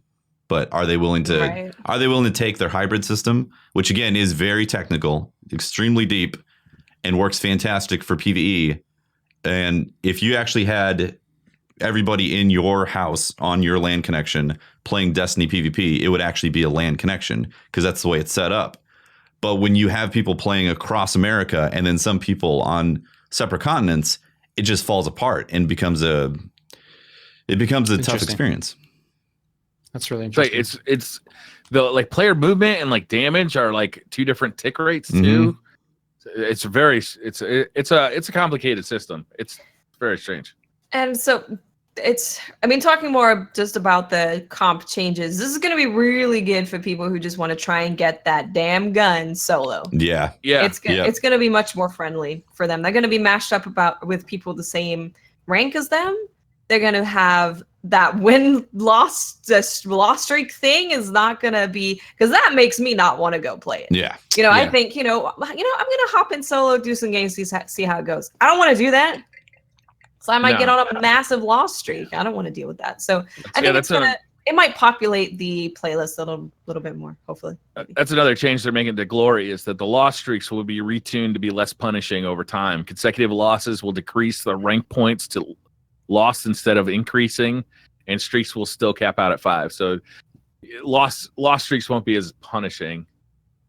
I mean, that's something like I want to get into the Crucible to the competitive playlist because I want to get that Redrick's Claymore. That gun is super cool, and I definitely want to get that before season 3 is over. Yeah. And like I've been delaying doing it just because there's been so much other stuff to do in the Warmind that I've just been kind of distracted. When I have gone into competitive though, like it's tense in there. It's like you've got to fight tooth and nail for every point, basically.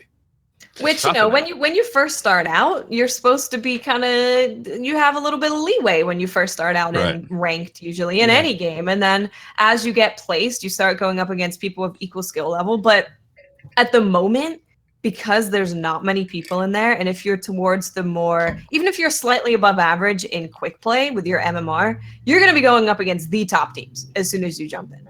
Right. And that's, I'm in there with my 0 points going up against the top team that's currently playing. It's like, how? Briar, there's something that's really interesting for a solo player that's kept me away from the competitive playlist. The few times that I've jumped in, I've often, in my first match, not my second, but in my first, I'm often placed in a game already in progress. And often it's a situation where I'm being blown out. And so, in competitive. I thought they wouldn't even do that. I thought that you couldn't. You can't join in progress in comp. No, well, I think you can in quick play for sure. Yeah. Well, I mean, there is a lot. Maybe I'm not playing the comp playlist. I'm playing I have actually zero. So I find myself as a solo player being put on teams where I'm by myself, and this seems something really interesting with Valor. Okay, you're right with Valor. If you lose, no penalties are incurred on your Valor win streak. So joining a game in progress will protect your Valor win streak for that game. I think that's actually really huge. I think there's a lot of times where I join in and I'm like, fuck, this game's already over, And there went my streak. It's like penalizing you for trying to go in there solo. And so I like that you can back out.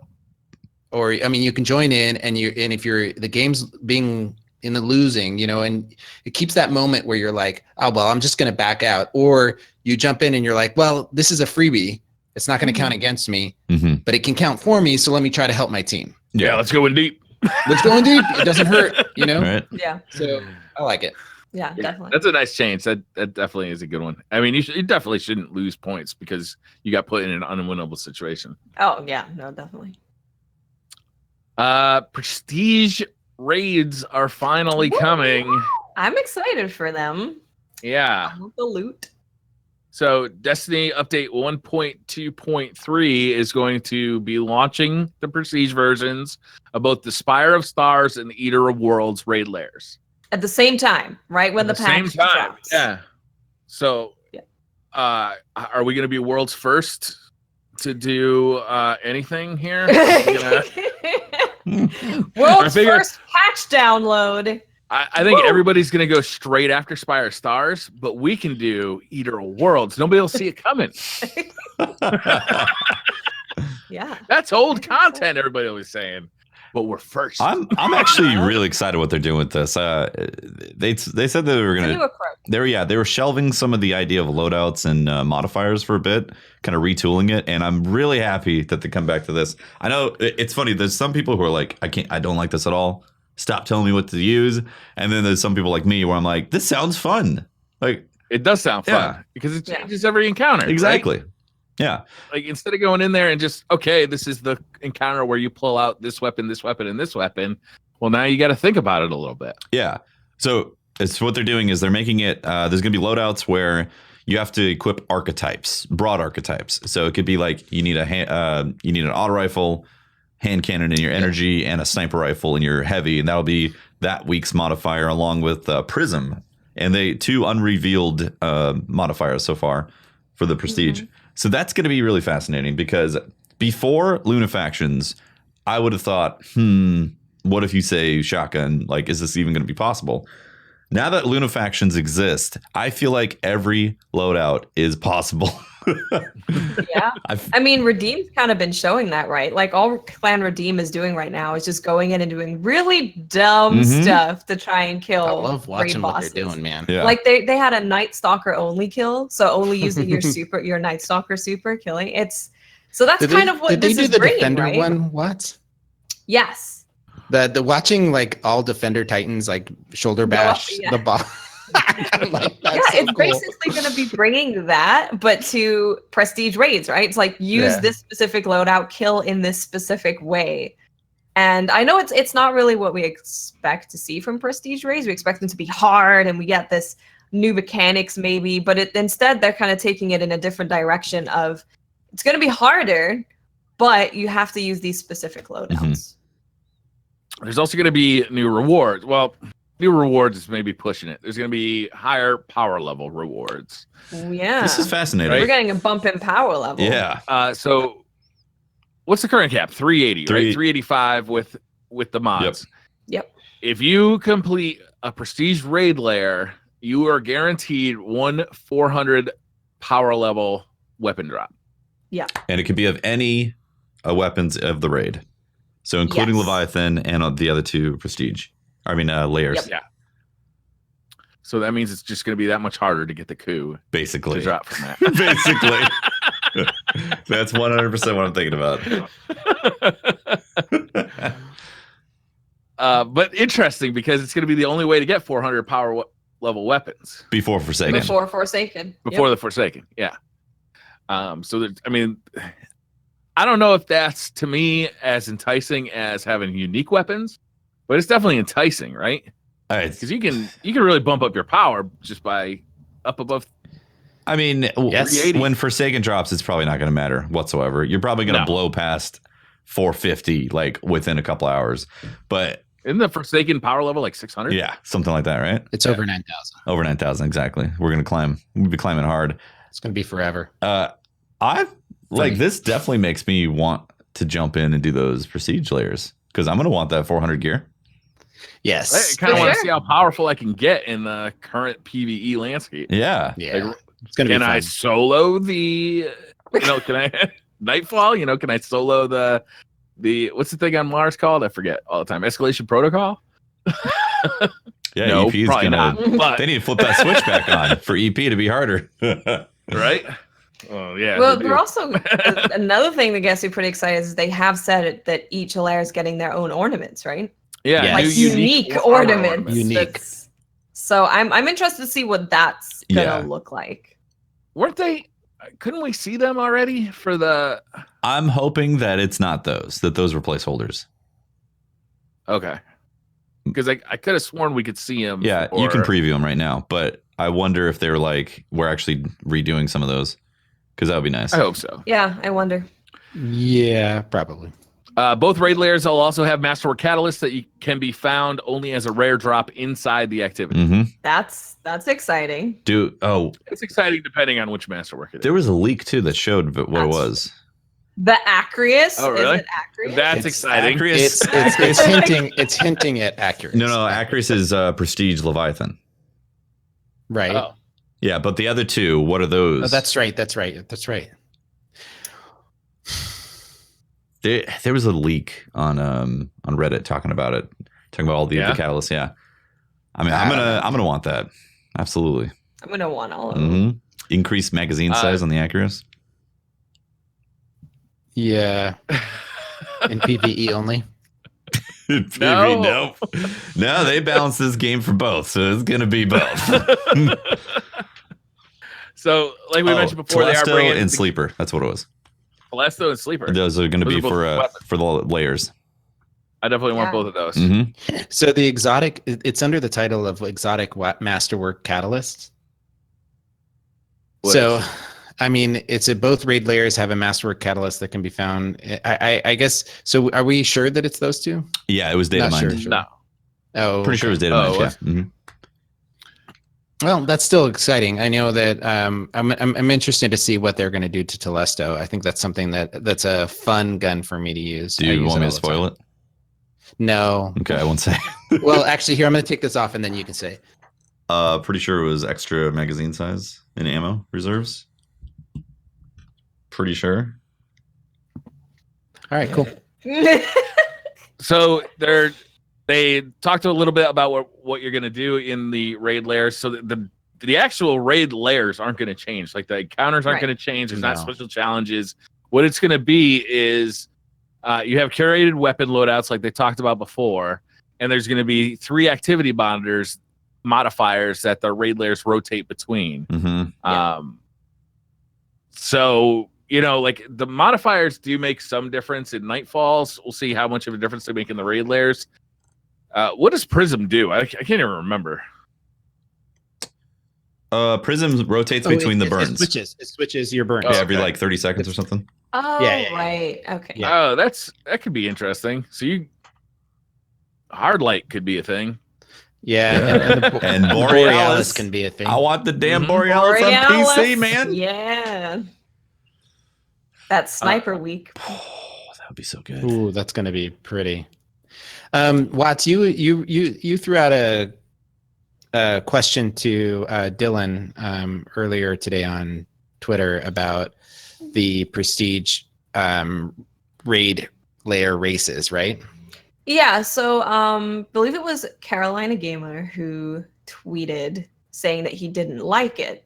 So I wanted to kind of just, I quote tweeted that and just said, well, what do you guys think? What do you guys think about the raid layers launching as soon as the patch comes out? So of course you have to download the patch. So people with slower internet don't have access to the patch sometimes. And then also both of them are launching at the exact same time. So there's no world's first race, right? Mm-hmm. Basically there's no world's first race. So yeah, it takes away the fun of that. I know that people haven't necessarily cared as much about prestige mode, world's first. But I definitely wanted to ask people on Twitter, how do they feel about that? Do they want a world's first? Do they not want a world's first? Because obviously this is a very different way of doing prestige as well. They're going this curated loadouts way instead of new mechanics and new things to figure out. Mm-hmm. Yeah, so, and to clarify that, so it's going to be the exact same encounter, but with modifiers. It's the exact same. And loadouts, yeah. Yes. So there will be nothing to discover. It's just right. But it is interesting to see these top tier from a viewer standpoint for someone that's going to watch it and definitely not go for the race. But I'm interested to see what these top PvE teams, how they prepare themselves for like a challenge like that, and to know what the modifiers are like to say, okay, so these are the weapons that are going to be curated, to see how they pull together their weapon combinations and what they're using, because there's a lot of variation there that they could try. And then, these teams have been practicing with, it's like what Team Redeem is doing is they're trying to get their expertise down on all these different ways of taking out the bosses. I think it's interesting nonetheless. Mm-hmm.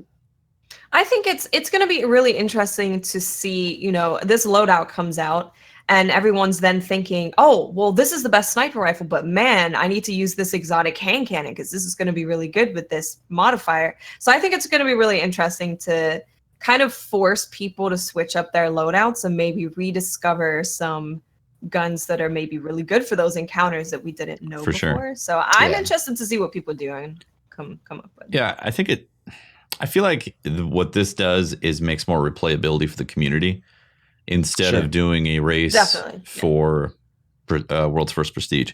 I mean, I really like the races. Obviously, like it's fun to watch that stuff and see it unfold. But if they're not doing any new mechanics, then it doesn't make sense to do a World's First. If they were doing a new mechanic type of thing, I'd say, yeah, of course. Sure. Like Prestige changed things for Leviathan.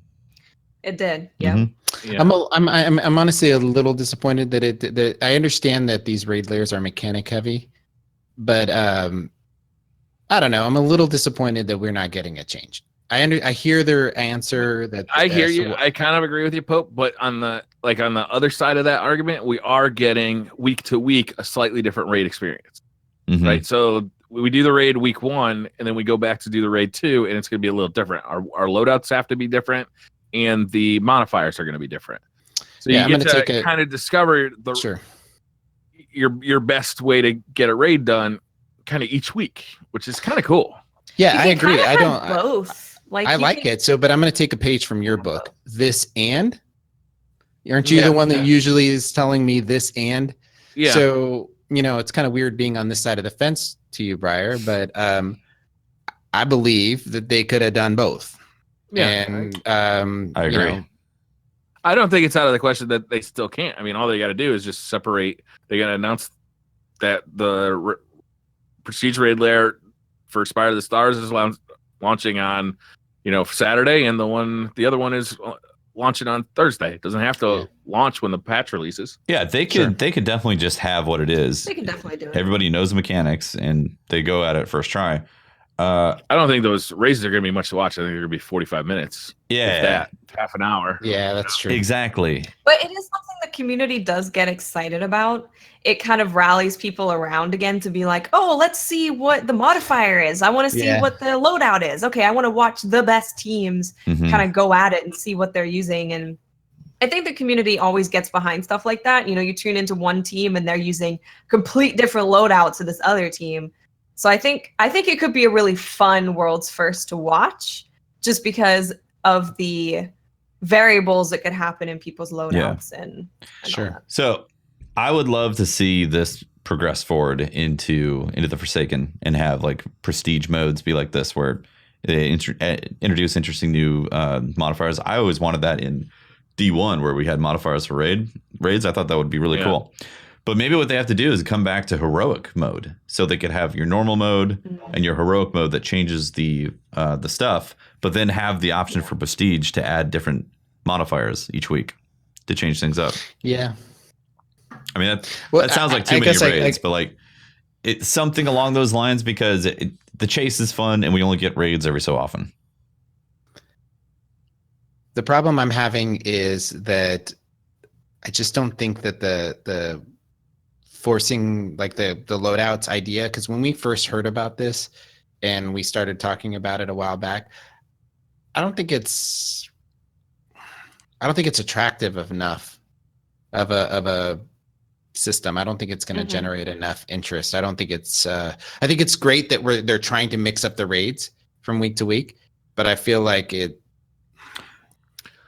they could have been a little bit more creative with how they did that. I feel like probably why they added the 400 light level thing. Maybe, right? Yeah, It's like, I mean, well, it's no new mechanics, but the curated loadouts with modifiers, and you can get 400 light. I saw that. Even if they could have done something like the Nightfall modifiers, where you have a card where you can select them, and some scoring, some raid scoring. I think that seeing a Nightfall scoring option and a card go into it, and you can put on burns and stuff like that, that would have been a lot more attractive to me than what we're getting. Yeah, to be honest. Yeah. Well, it's interesting to see it rotate each week with different things. Like I like that aspect of it, kind of like heroic strikes having some sort of rotation in there. But I like the weapon changes too. Like your loadout has to change week to week. So well, maybe this also makes it a little easier to grind it for catalysts for people. Maybe, yeah. I gotta try this, right? And it's not going to be something I'm going to have a verdict on like after week 1, or maybe not after week 2. But after a summer of this, like, did I do the raid more often because it was different week to week, or did I, get the gear I wanted out of the raid and forgot about the raid till the next one came out again? Yeah, my MO. So I think probably the biggest concern is going to be people who rely heavily on LFG. Like, there's probably going to be a week where it's just unbelievably hard to do Spire or Eater of Worlds with a particular loadout, and that's going to hurt LFG with that. Yeah. I like the challenge. I like the idea behind it, but I don't know. Let me ask you guys a question. Do you guys play more right now? Be honest. Do you play more heroic strikes or Nightfalls? It's a mix for me. When I get sick of Nightfalls, is it a mix? When I get sick of Nightfalls, I go to heroics. Actually, I look at the thing that tells you when like heavyweight's going to be on, and I definitely play heroics when it's heavyweight. So exactly, that's exactly my point. Giving players more options is always better than forcing them into something. So I just think that there's going to be blowback when they start locking people out of the content because they don't have certain guns. Yeah. Right? That's kind of what I'm thinking. Or thinking they don't have access to it, or they're not the high enough light. It's just not a smart move. I understand Prestige is meant for people at the top of the end game, and Destiny isn't. Stop trying to make Destiny for everybody. And yeah, I get it. My point is simply that giving people more options to run a raid, like if you chose to modifiers in some way that you could increase your, I guess, just straight up scoring, raid scoring, where we can get different modifiers to compete against each other for high scores. This just doesn't seem enough. This is like vanilla ice cream, it just doesn't seem enough spice in there. There's not enough. The problem with scoring, though, is that the only reason I interact with scoring is to meet the threshold because I thought that I would get a better chance at getting the raid or the strike specific loot. Once I figured that didn't even factor in, then I stopped caring about scoring altogether. So like scoring to me doesn't add much at all. But then I think there's a lot of people that play PvE that want to have that competitive piece of it. There's definitely people who like the scoring and want to excel at it. Like you see a lot of the names on that TWAB repeat each week for the high scores. Yeah. I wish there was scoring in heroics with that type of way, because I think scoring, when you see those numbers pop up, feels more arcade like. Yeah. All right. Well, maybe I'm off base, but we'll have to see. Obviously, we're going to play it. We're going to judge it. But I just, you will be judged. You will. I'm just happy that they're adding modifiers for the first time to raids. Like that's the first time. I agree. Yeah. But I don't want to keep continuing to be like served vanilla ice cream and be like, vanilla ice cream's great. I want sprinkles. I want like a cherry on top. Maybe those ornaments cream. are really sprinkly, okay? Why am I on the side of this fence? Oh my God, this is like freaking me out. Because you're not lying to yourself today for the first time in so long. No, because I have to argue a point that like is so obviously there and missing here. We need more than just what they're giving us. And I'm sorry to say that, but I like. But they're working on Forsaken. I want to see more options for us. They're working on Forsaken right now. Yeah. Okay. I get it. God, this is like I want upside more down options day. too, man. I want more options. All right, thank you. I would like it to see a return to the way they did it with Taken King, with the heroic mode, like really offering some different challenges. I even thought that the Taken King ones were a little weak, to be honest with you. Mm-hmm. Mhm. And then you got you got different colored weapons. So there's a little bit of prestige just walking around with those weapons, different color armor. Yeah. A little bit of prestige with that. Yep. I don't know. So they're making some changes to the way gear is collected in the Forsaken, but they explain how it's going to relieve some stress now. This is huge, man. This is so fucking good. This is the best. So they go to talk about a little bit about the way collections are going to work and what they're going to track. So collections are going to track everything, including weapons, armor, ghosts, ships, sparrows, emblems, and shaders that have been available in year 1 of Destiny 2. So all of that stuff is tracked. That's cool. And if you have an item in your inventory as of when the Warmind dropped, Yep. that will be in your collection. So it's safe to delete it. Wait a second, Briar. Can I delete my stuff right now and it will be there? Yes. Right You now. can delete absolutely everything. You can delete everything in your inventory. Go for it. And it'll be in your collections Of course, when this Forsaken drops. this is having full 100% confidence in Bungie that this is going to work. Why you gotta fuck this up for me? Wait a I got a second. full inventory. I'm just saying, you might want to start with the low tier stuff first and not fully vacate the vault. All right. Okay. All right. So the question is, if I dismantled something previously, will it be waiting in my collection this September? The answer is your collection will begin with every piece of gear that you're holding in your inventory or was within your vault on the launch of Warmind. So anything that you deleted before Warmind, that's gone forever. Yes. Anything that you have had in your inventory or your vault since the launch of Warmind or have put in your inventory or vault since the launch of Warmind will be available in your collections. Yeah. That's huge. This is a great That's system. real big. I have not had any desire whatsoever to collect the planetary sets of gear up until now. Yeah. Now it's there. Yeah. Now you want the full set of everything. Yeah, right? if I get the set, then I could actually go and print it out later on because it's going to knock it out of the collection. So I can be like, I have that. That's It's not going to be in the back of my mind thinking, I never got the helmet from Nessus. Yeah. No, it's also real exciting. They should refresh that gear for year 2. The shaders. Oh, the shaders. You get a shader. It adds it to your collection, and you can print it out with Glimmer.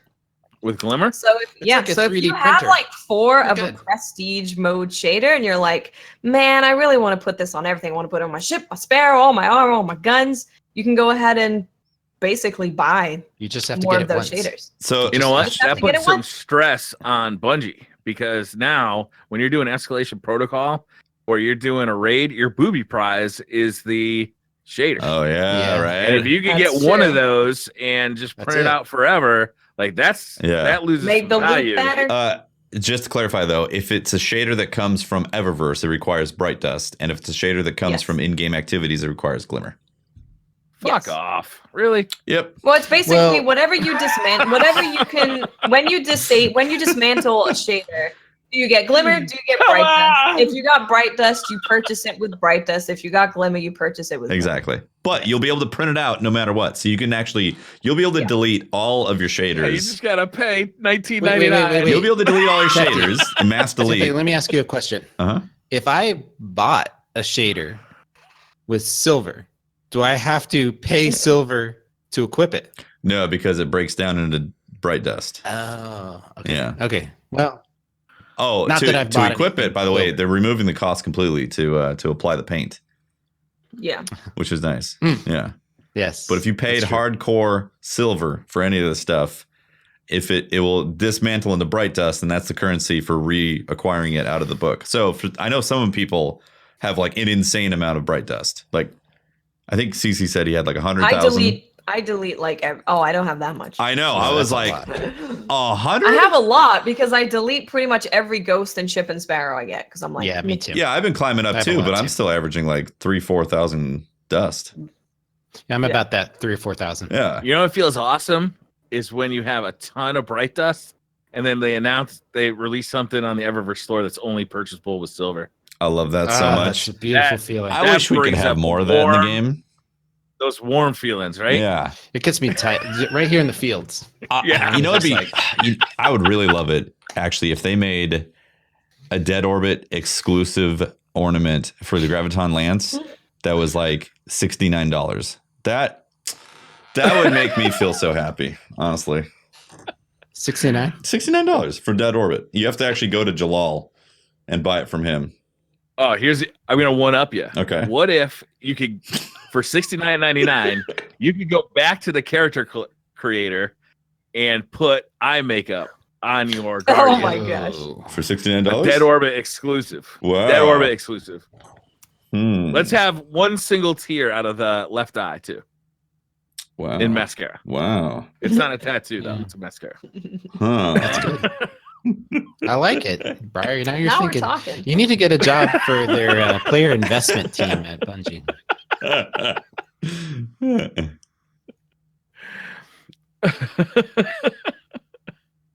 What else is in this weekend Bungie that we need to talk about? Is that it? I thought it was. There's a little bit about power level. So there's some people, that you don't want to be able to dismantle something when you buy it back, what power level it is.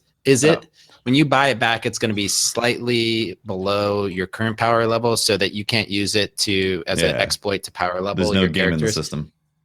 Right. So you buy it, but it's still going to be relative to where you are in your power level. So it's still usable at the moment. Mm-hmm. You don't have to infuse something but to get it ready for in-game activities, you will need to infuse it with something. This is big too. Solstice event is going to provide power level 400 armor. Yeah, that's kind of cool. Mm-hmm. Mm-hmm. So you can potentially get up to Yay. power level 400 this summer. Yeah. Weapons, 400 level weapons are dropping from the prestige raids, prestige layers, and specifically prestige layers, and the 400 level armor is dropping from the Solstice event. You could potentially be at that point, right? Yep. So part of that data mining with the catalysts was there was some stuff about like a potential arms week, and they had a whole bunch of catalysts in there as well, like 6 more in addition to what's already been stated about the prestige layer stuff. And it referenced an Arms Week event playlist. So I don't know if Solstice is going to bring stuff of that in. This is all from Reddit, so you can go and search it. I don't know if Solstice is going to bring an Arms Week type of thing in there, or Arms Day is going to make some sort of resurgence. If it does, that sounds great. It'd be cool. I'm excited to collect more catalysts. I've personally enjoyed the catalyst grind, except for how low the drop rate is in the heroic playlist. It's like non-existent.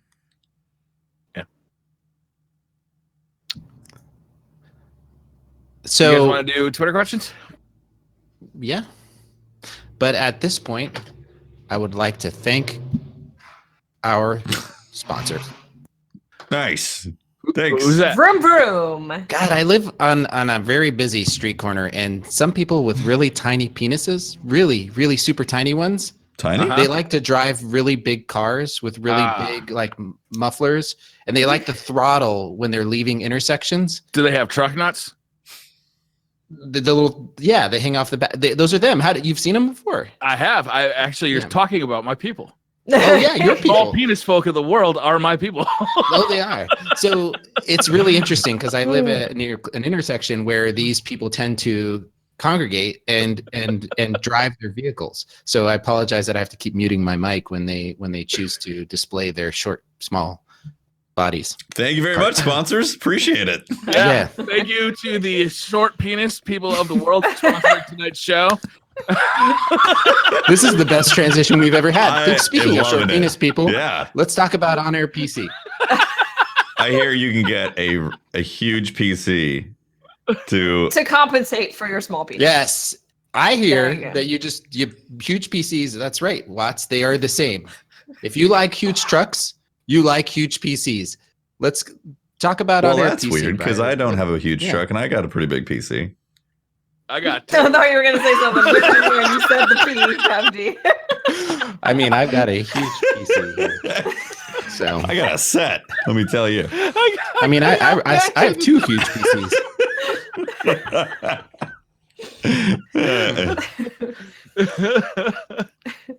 On Air PC is all about helping you get started in streaming, podcasting, or gaming.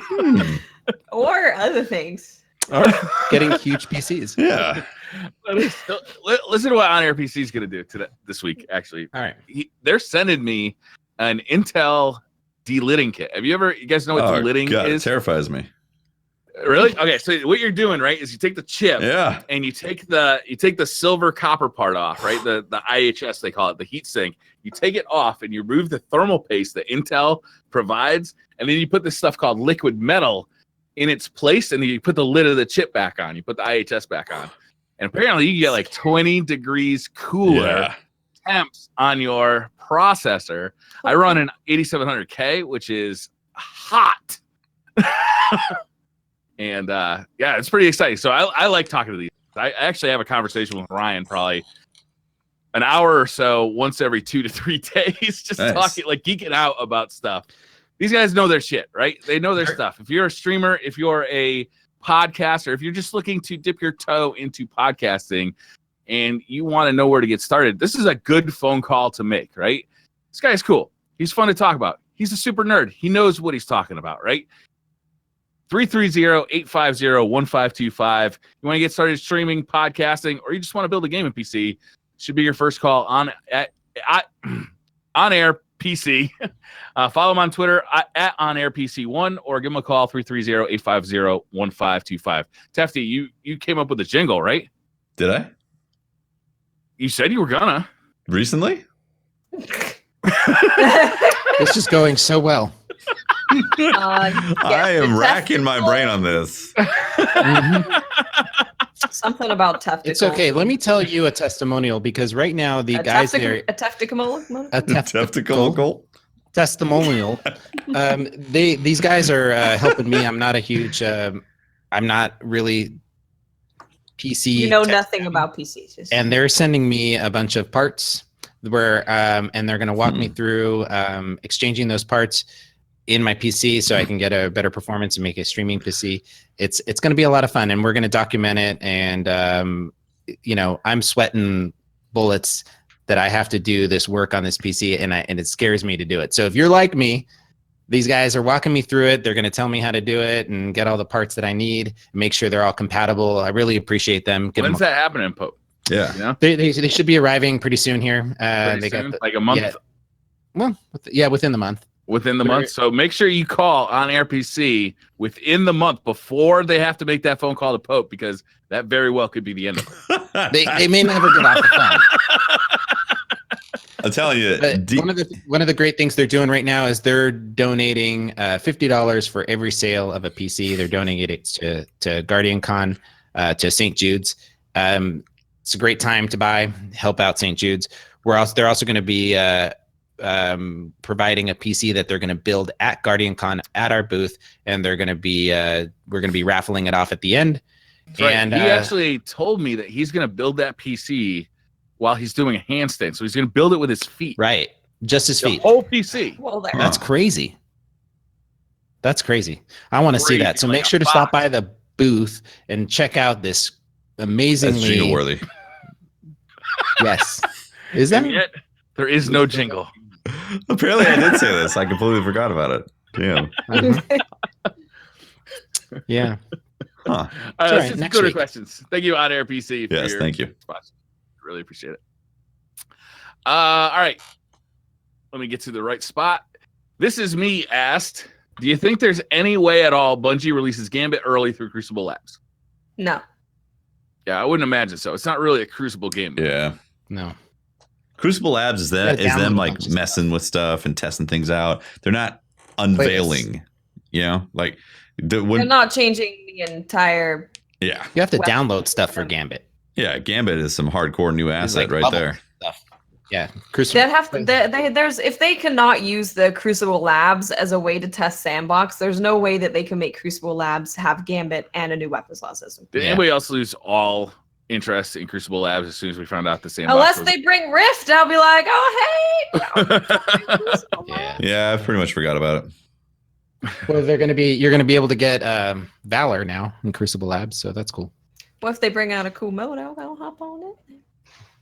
Vengeance is my name says, what do you guys think of the current radar system in Destiny 2? Personally, I'm quite fed up with it. You think Bungie should take a note from Call of Duty and make it so you only show up on the radar when you fire your weapon? This would add a little more versatility to PvP. PvP in Call of Duty is a totally different thing because you have so many sound cues in that game that if you have a pair of headphones, you have a lot of awareness about what's going on around you. You don't even need your map if you have a good pair of headphones. Seriously, that's not true in Destiny 2. I have personally always kind of been annoyed with the radar in Destiny. It's way too far reaching, and I feel like it's laggy.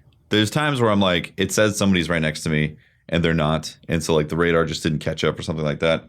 I feel like if they retooled it, I would be really happy. Yes, they need more audio cues. If they could do more audio cues and like tone down the radar scope so it's like more very localized instead of being across the map, I feel like it'd be better. But there's so many elements that are making up the problems with Destiny's PvP at the moment that you can't just say, well, we need to change the radar and that's it. Yeah, I think I was pretty happy with the radar in D1. I feel like people were moving around so quickly and you could kill people so quickly that radar and seeing far reaching was, I could see, someone's coming from pretty far away, but quite quickly they'd be right on top of me, or they'll be in the air somewhere, or they'll be, it was just there's a person sort of in this direction, and it helped me know where they were coming from. But it was very easy to flank people in D1 and catch them off guard, even with that huge radar. I think we have a lot of problems in Destiny 2 that probably makes the radar feel even more annoying than it did in D1. Day says, to incorporate more Crucible play to faction rallies, should Bungie take a page from Splatoon's Splatfest, where factions are pitted against each other? They should do that in Gambit. I think it'll be perfect in Gambit. That would be awesome. That would be cool in That Gambit. would be awesome. You see the other team fully dressed in Dead Orbit gear, and your team's fully dressed in Future War Cult, and you're looking at each other through the glass. Oh my god, that's an amazing idea. I love that. It'll be cool. They should totally do that. Ellie says, I've read people say if you don't do raids, why do you want max level? I'm casual, so I don't raid, but if max level is out there, why can't I want to achieve it? Especially now that 400 max is going to happen, but only if you raid. I mean, part of being a video gamer, especially in an RPG, not that Destiny is a super hardcore RPG, but there's RPG elements to it. Part of doing that is kind of chasing those numbers, right? And to be locked out of those numbers because you don't raid, I can see where she's coming from here. You place the argument, though, that some things have to be out of reach for those players that are not. That's true, right? The hardcore player, the end game player. This is really like backwards day for us, you and me, Briar, because literally that's my argument right there. So the one you just gave is that there should be some pathway for every player to reach max light at some point. Even if it's a longer pathway, they have a pathway marked out in front of them, and they can plan their life and achieve it, albeit longer than somebody else who is able to grind it, and there should be rewards for those people as well. So, I mean, this is the 400 light level thing coming from raids is only until Forsaken drops. Yeah. Which is a month. It's for 1 month, and you can get the armor. You can get 400 power level armor. You can get your armor good to go. You just can't get the weapons if you're not raiding. So I feel like 1 month is fine. It's like if you're raiding, here you go. He gets some 400 weapons. You're still going to be able to get armor. And like you said, the way the Bungie has taken it now is that if you don't raid and you don't do trials and all this stuff, you can still get to max light. It's just going to take you a little bit longer. Yeah. Which I personally think that is fine for me, where it's like, if you play all the content in the game and you do it on all 3 characters, you get the stuff faster. If you just have 1 character and you do it all stuff, you get it slower. If you just have one character. But if you're not able to do the raids, though, right, with this. I mean, you can go on LFG. True, but if you're not you have that option. If you're not doing the raids, the end game, right, you're in a sense not able to get to max light. You can get to max light. How? No, The guns not and for- armor is 400. only No. You dropping. can't get to 400. Not for the No, month but that's of for a August. month. Yeah. It's Yeah, 1 it is month. for a month. All right, I'm just. Forsaken comes out, you'll probably get a blue that's Mhm. 420, and Mhm. you'll be like, "Oh, I guess it didn't matter." Woo, 420. we're gonna be able to be 420, guys. That's pretty exciting. It's the first time. Oh, I'm gonna definitely take a screenshot of that. Save your armor. Lock it away in the vault. Just Lock it presenting away. just My presenting the 420 position. set. I think there's players that want to have that way of making that casual creep forward, and there with some armor and weapons are being the only pathway through. There should be a way that some armor and weapons are the faster way to get there, right? But if you choose to play, if you really like playing the game your way, you should eventually be able to creep your way up. It does seem inelegant to lock light level away or power level, away to just raiders. To me, Yeah. it seems inelegant. Like raid weapons and raid armor, that makes more sense to me because Objects. they're raid rewards, right? They Right, come from rewards. the raid, but light level has never been really connected to the raid before. Yeah.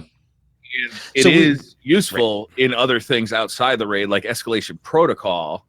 But like Watts said, it's only for a month, really. So, and then Forsaken comes out, and like 400 is a totally arbitrary number. But it's something that at least when you're playing Destiny on the daily, it's nice to see the numbers go up. Yeah. Sure, and I guess that's my point also. With I've conceded the point with you guys that with the person that plays casually, there's some equipment, some guns, some shaders, some band items that are not achievable. That's fine. Those are for those hardcore players, but light shouldn't be that. That's all. Yeah, it's not that they're unachievable too. It's just that there should be rewards out there for. There should be a reason to play if if you have a little bit of time, and there should be a reason to keep playing if you have a lot of time. Mm-hmm. So by definition, it's often that the rewards for players who have a lot of time seem out of reach for the players who don't have a lot of time.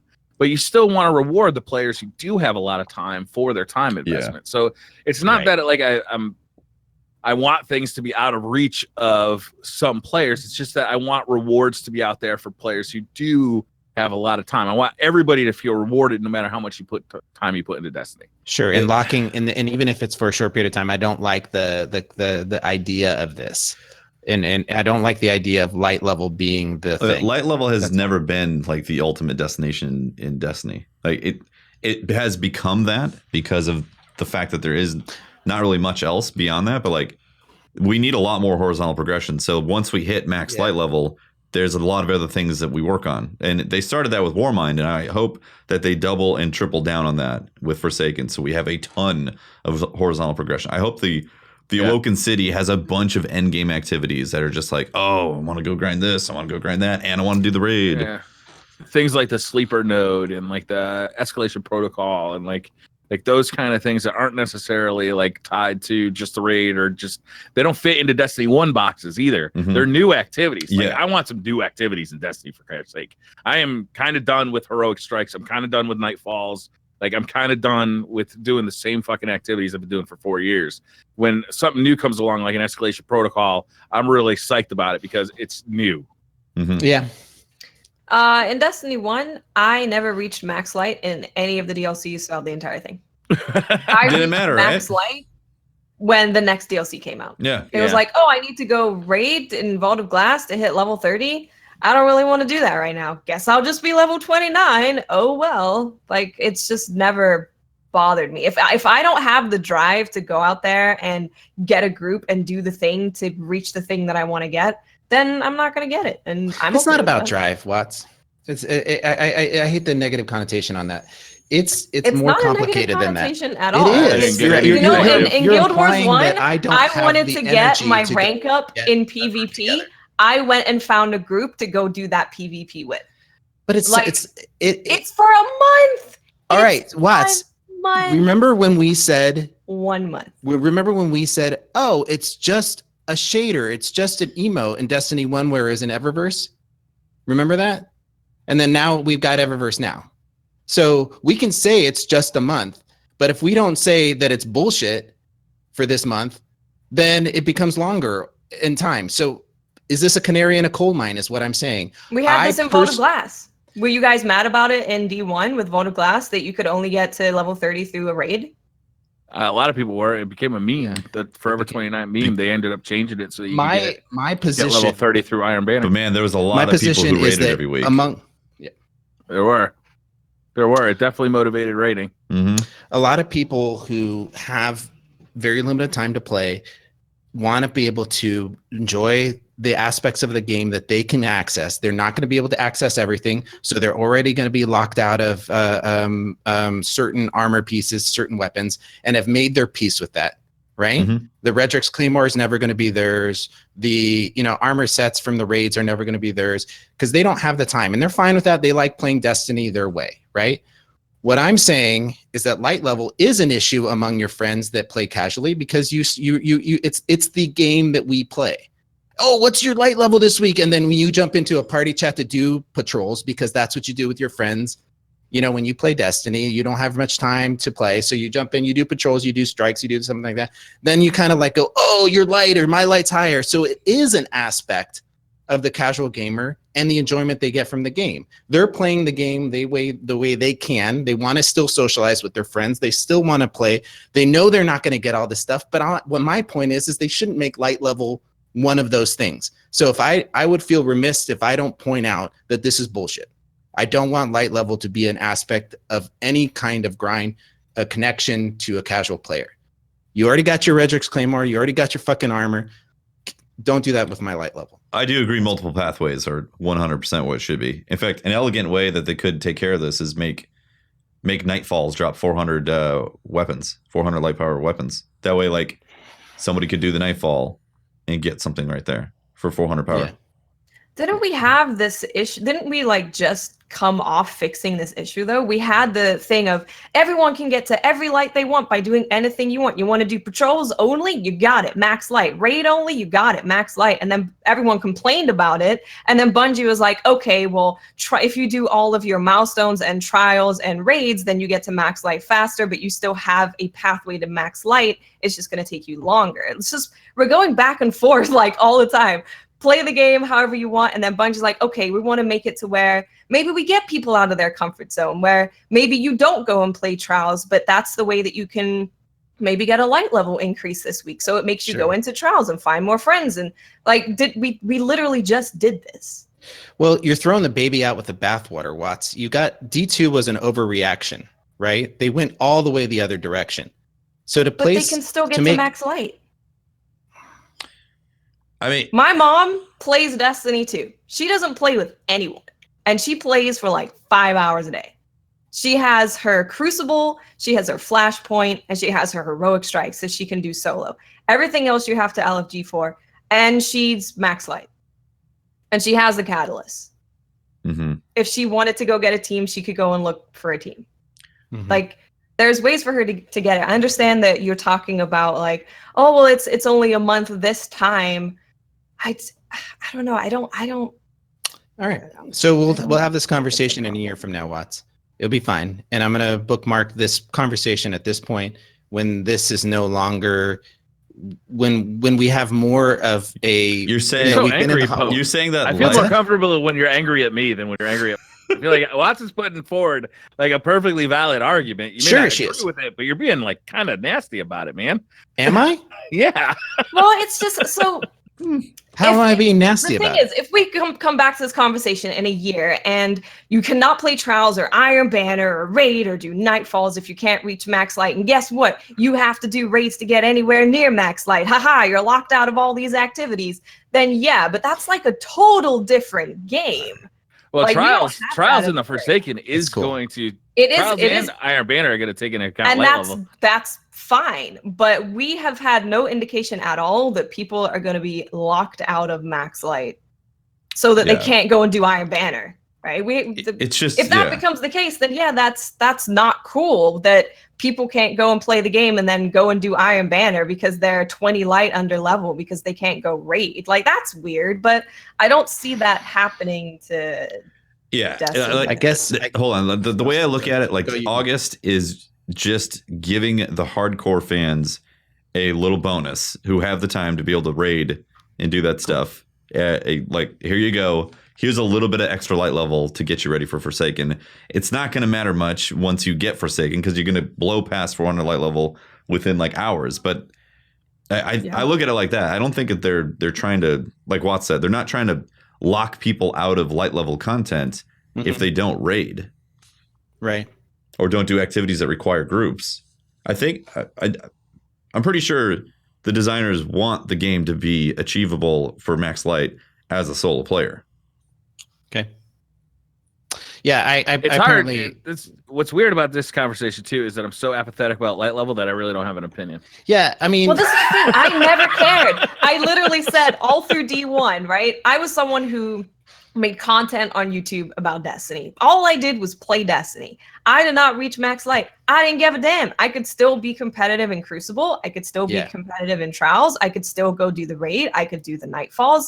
That like 10 light or that one level that I was missing out on because I didn't hardcore raid and grind the raid didn't lock me out of all the other activities in the game. But that's my point. You're arguing. Let me. That's my point. Is you're arguing a point that doesn't matter to you, and it matters to casual players. It's a step ladder. How many casual players are up in that area? Well, I guess Watts' mom is just a higher light level than me by like 10 points. If you do milestones, every week, it's actually not that difficult to hit Max Light.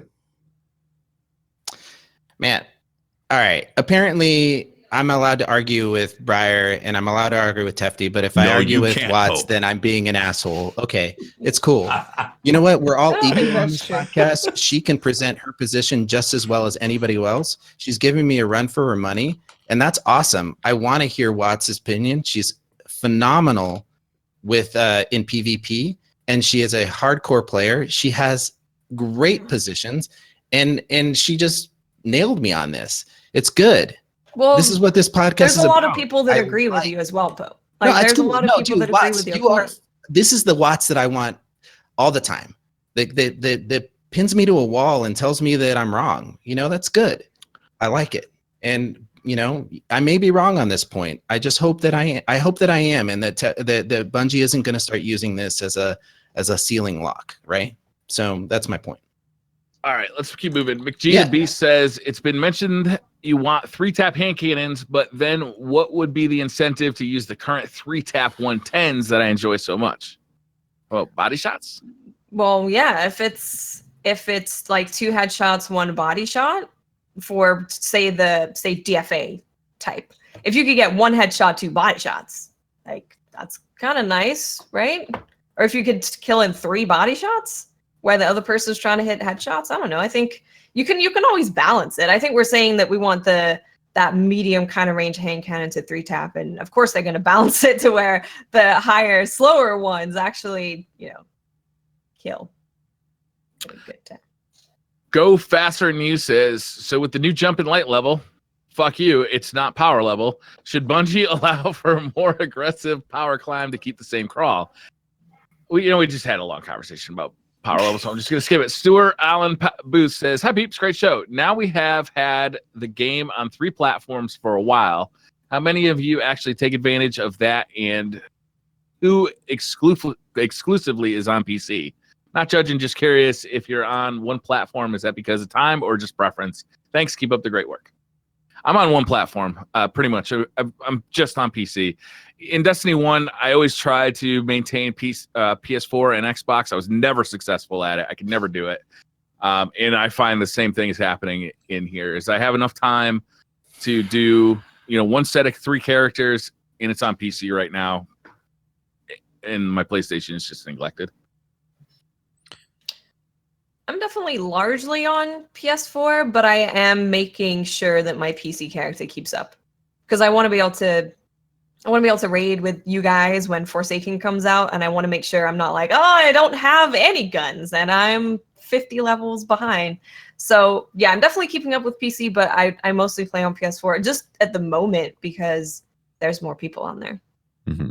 Yeah, that's it. Yeah, my PS4 gets all the love. I don't think I've touched my PC character in a little while.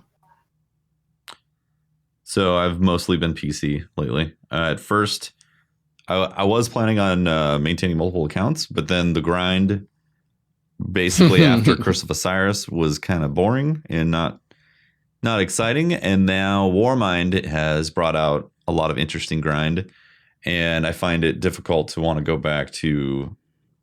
I played PS4 for the faction rally, and it's if there was a field of view slider, it would help considerably. So you could actually have a wider field of view and still 30 FPS.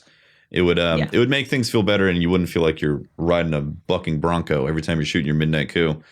But man, that can be difficult. But more importantly, though, like the catalyst grind and stuff like that is has reignited things I want to grind for on PC, and I don't think I'm going to be able to maintain. It doesn't feel like I can maintain it, honestly. Multiple accounts. For some reason, I don't have the drive in Destiny 2 that I had in Destiny 1 to make it the only game I play. Sure. I feel like to be honest with you, I feel like I kind of missed out on games that came out in like 2014 and 2015 that were fantastic that I just missed because I was so devoted to Destiny. And that I'm not saying like that was a bad thing. It's just that like I'm not in that place where I want to miss out on a Witcher 3 again, or like some really fantastic games that I just completely passed up. So like I'm more into just kind of playing other stuff. I play a lot of VR in my spare time. I play a lot of other games in my spare time, and I like that. I'm not just most of the time I put into Destiny 2 at this point is when I am streaming. It's like that's probably like I would say at least 80% of my time. Mm-hmm. Yeah. This is where the conversation goes to cross save. I mean, cross save would be amazing. So nice. So it would be so amazing. I could play with so many more people in the community. Mm-hmm. I would buy another copy of the game tomorrow for the Xbox One. Like and then the Forsaken comes out, and I buy 3 copies of the Forsaken. I don't complain about it because like I get to play with people on every console. It doesn't matter. Yep. Oh. Yep. I'm not even talking about crossplay. I just want cross save. Just cross save. Cross save. It seems so silly not to have it, man. Whatever. The only thing I can think of is the in-game microtransactions, how one system wouldn't want to honor it on the other system. Well, look what Sony's doing with Fortnite, and I think that gives you a pretty good clue why it's not there. Well, yeah, exactly. That's why they didn't do it, because Fortnite's free and a loot base, microtransactions heavy, and Sony wants to make all that money, right? Mm-hmm. So lame. Yep. I'm gonna skip questions around a little bit because Tefty kind of brought this up in his answer to the last question. Hey, it's Rob says, what do you think Bungie could do to bring the console gameplay experience more in line with PC? Every time I watch PC gameplay, I cry a bit inside knowing I'm stuck with the crazy recoil and inconsistency you get with guns on PS4. Yeah, the field of view is a big one right there. And they've even said that they've got a lot of GPU under the hood that they can work with. So I get that frames are tied to CPU cycles, so they can't have as many calculations for physics. But why not pop that field of view out? Like, if the field of view is wider, the recoil feels less aggressive. Tefty, does that affect like the performance of the machines? Is like a Sony or Xbox console holding back field of view? I mean, possibly. It's tough to say, really. I mean, like, again, you'd have to have one of the actual engineers who know under the hood, like why they do that. I feel like it was a decision for the feel of the game because it really puts you up close to the gun, so you feel like, man, you're really firing these guns in Destiny. But when you play PC, obviously, it's like, oh, dude, when you showed me that at your house, Tefty, I was like blown away, man. Mm-hmm. The field of view is so much nicer on PC. It makes the game feel faster. Field of view for console is that when it's wider, you have more things on the screen at once. Mm-hmm. So when you're looking at more AI, for example, consoles can a lot of the time not really handle that, especially in a game like Destiny. So it's rough. I would very much hope that they're hearing this complaint about field of view and 30 frames per second in Destiny 2. I hope that they're targeting 60. I'm hoping they bring it for the Crucible. I'm hoping they actually bring to Crucible on console. Just just bump it up. They can do that. Yeah. They can do that. For PvE, it's a whole other monster. But for PvP, it's something that they could do. Yeah, like frames and field of view, there's definitely not as many physics calculations that are going on with AI or AI. There's no AI calculations going on except for Colony. People shooting Colony.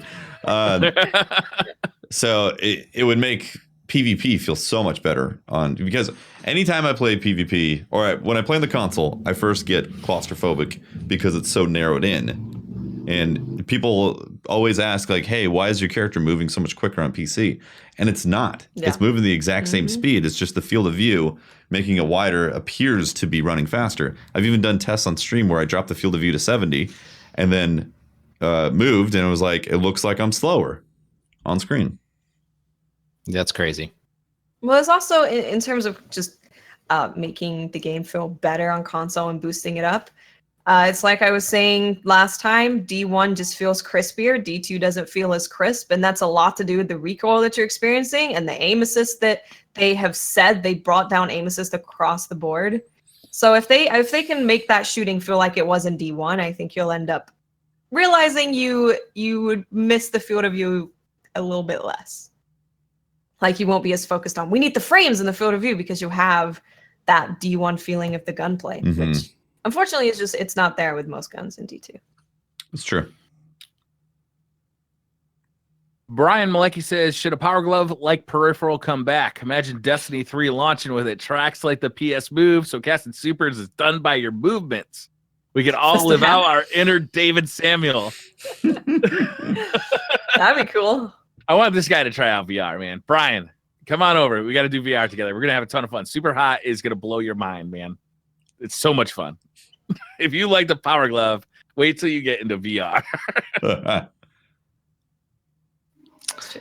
It's an interesting idea that we could tie in movement. I wonder if they could tie in movement with like future versions of controllers, where you could conceivably. What if you could move your controller like in 6 different axes? Mm.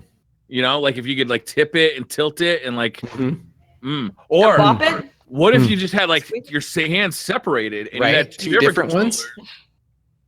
Yeah. Listen, they're almost like remotes. No. Right. I don't know about this. Sounds too far fetched. From a certain, no way. I will say those motion controls. I ended up killing a certain character on a certain Detroit Become Human because of those damn motion controls. I was like this, and the game was like, no. Look, motion controls suck. They're not right where they need to be right now. No, in VR, they're amazing, right? Because they're very precisely tracked. But you have like sensors mounted to your walls to track your movements, or you got cameras pointed, like 3 cameras pointed at you from multiple angles to track your movements, and that's amazing. But it's complicated. Like Wiimotes and 6 axes, and it's complicated. The Kinect was a cool idea, but never really took off. Ray says, not knowing what you do about Destiny 2, do you think Bungie should have kept Destiny 1 and added expansions? Oh, now knowing what you do about Destiny 2, do you think Bungie should have kept Destiny 1 and added expansions to fix things instead of adding a sequel? P.S. Love you guys. Best podcast. Yes, 100%. Yeah. I think the game would be in a better state if they just kept on adding expansions. A living world that grew and progressed. Yep. Yeah, I gotta agree. At the time, I really thought they needed a sequel. Yeah. To just progress. But I think what we got wasn't as good as what we had in a lot of ways, unfortunately. It's like hindsight's 2020 in this position. I mean, when we were back there in D1, we were like, give us new stuff. Yeah. Destroy our vault and our weapons. We want all new stuff. But, knowing what we got, I think, going back in time and saying, hey, maybe they just made it a progressive world that they built off of. Yeah. I think that's their biggest issue, is that they don't just build off of what they have.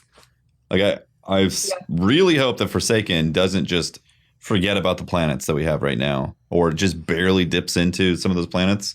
Like I want things to change. I want it to evolve. I want the public events to evolve. I want the like when the Taken showed up on on the Taken King. That was a good example of going in the right direction. But then they just stopped right there. It's like, evolve those places. Like, have the EDZ become a different war zone. Yeah. Put an escalation protocol on the EDZ and a reason to go there. And definitely use old assets. Like, reuse that stuff. I know people give them shit for reusing old stuff, but I like when they give us new reasons to go back to old places. Because when we get like a Curse of Osiris and we spend a month just farming Mercury and the the infinite forest, it gets old real quick. Mm-hmm. It's fun to like kind of be traveling around doing different That's stuff. what I'm kind of hoping the Barrens are, that the Barrens are kind of scattered all over the place in Forsaken, and you go to like their playground. And remember the Fallen in House of Wolves that you had bounties from the Lady in the Reef, and you had to go find them. They wouldn't tell you exactly where they were. Yeah, I love that. I feel like that's what it's going to be, because we're hunting them, right? There's these Barrens we have to go down and hunt. That would be really fun. See, that would be cool. I hope they nail that. I'm excited for that's the stuff that I want to see evolve, like on a monthly or bi-monthly type of process. Like, when they have some sort of new event or a new season, the patrols need to change. The landscapes need, like the actual enemy compositions and all that stuff needs to change, and there needs to be new events that show up. Like with these faction rallies, the first time it showed up and those things popped up and you had to go and capture the control points, it was like, oh, this evolved. This is cool. This is different. Yeah. But it's the same thing every season. It's like, give us something else. Like I said, Escalation Protocol would be a perfect example.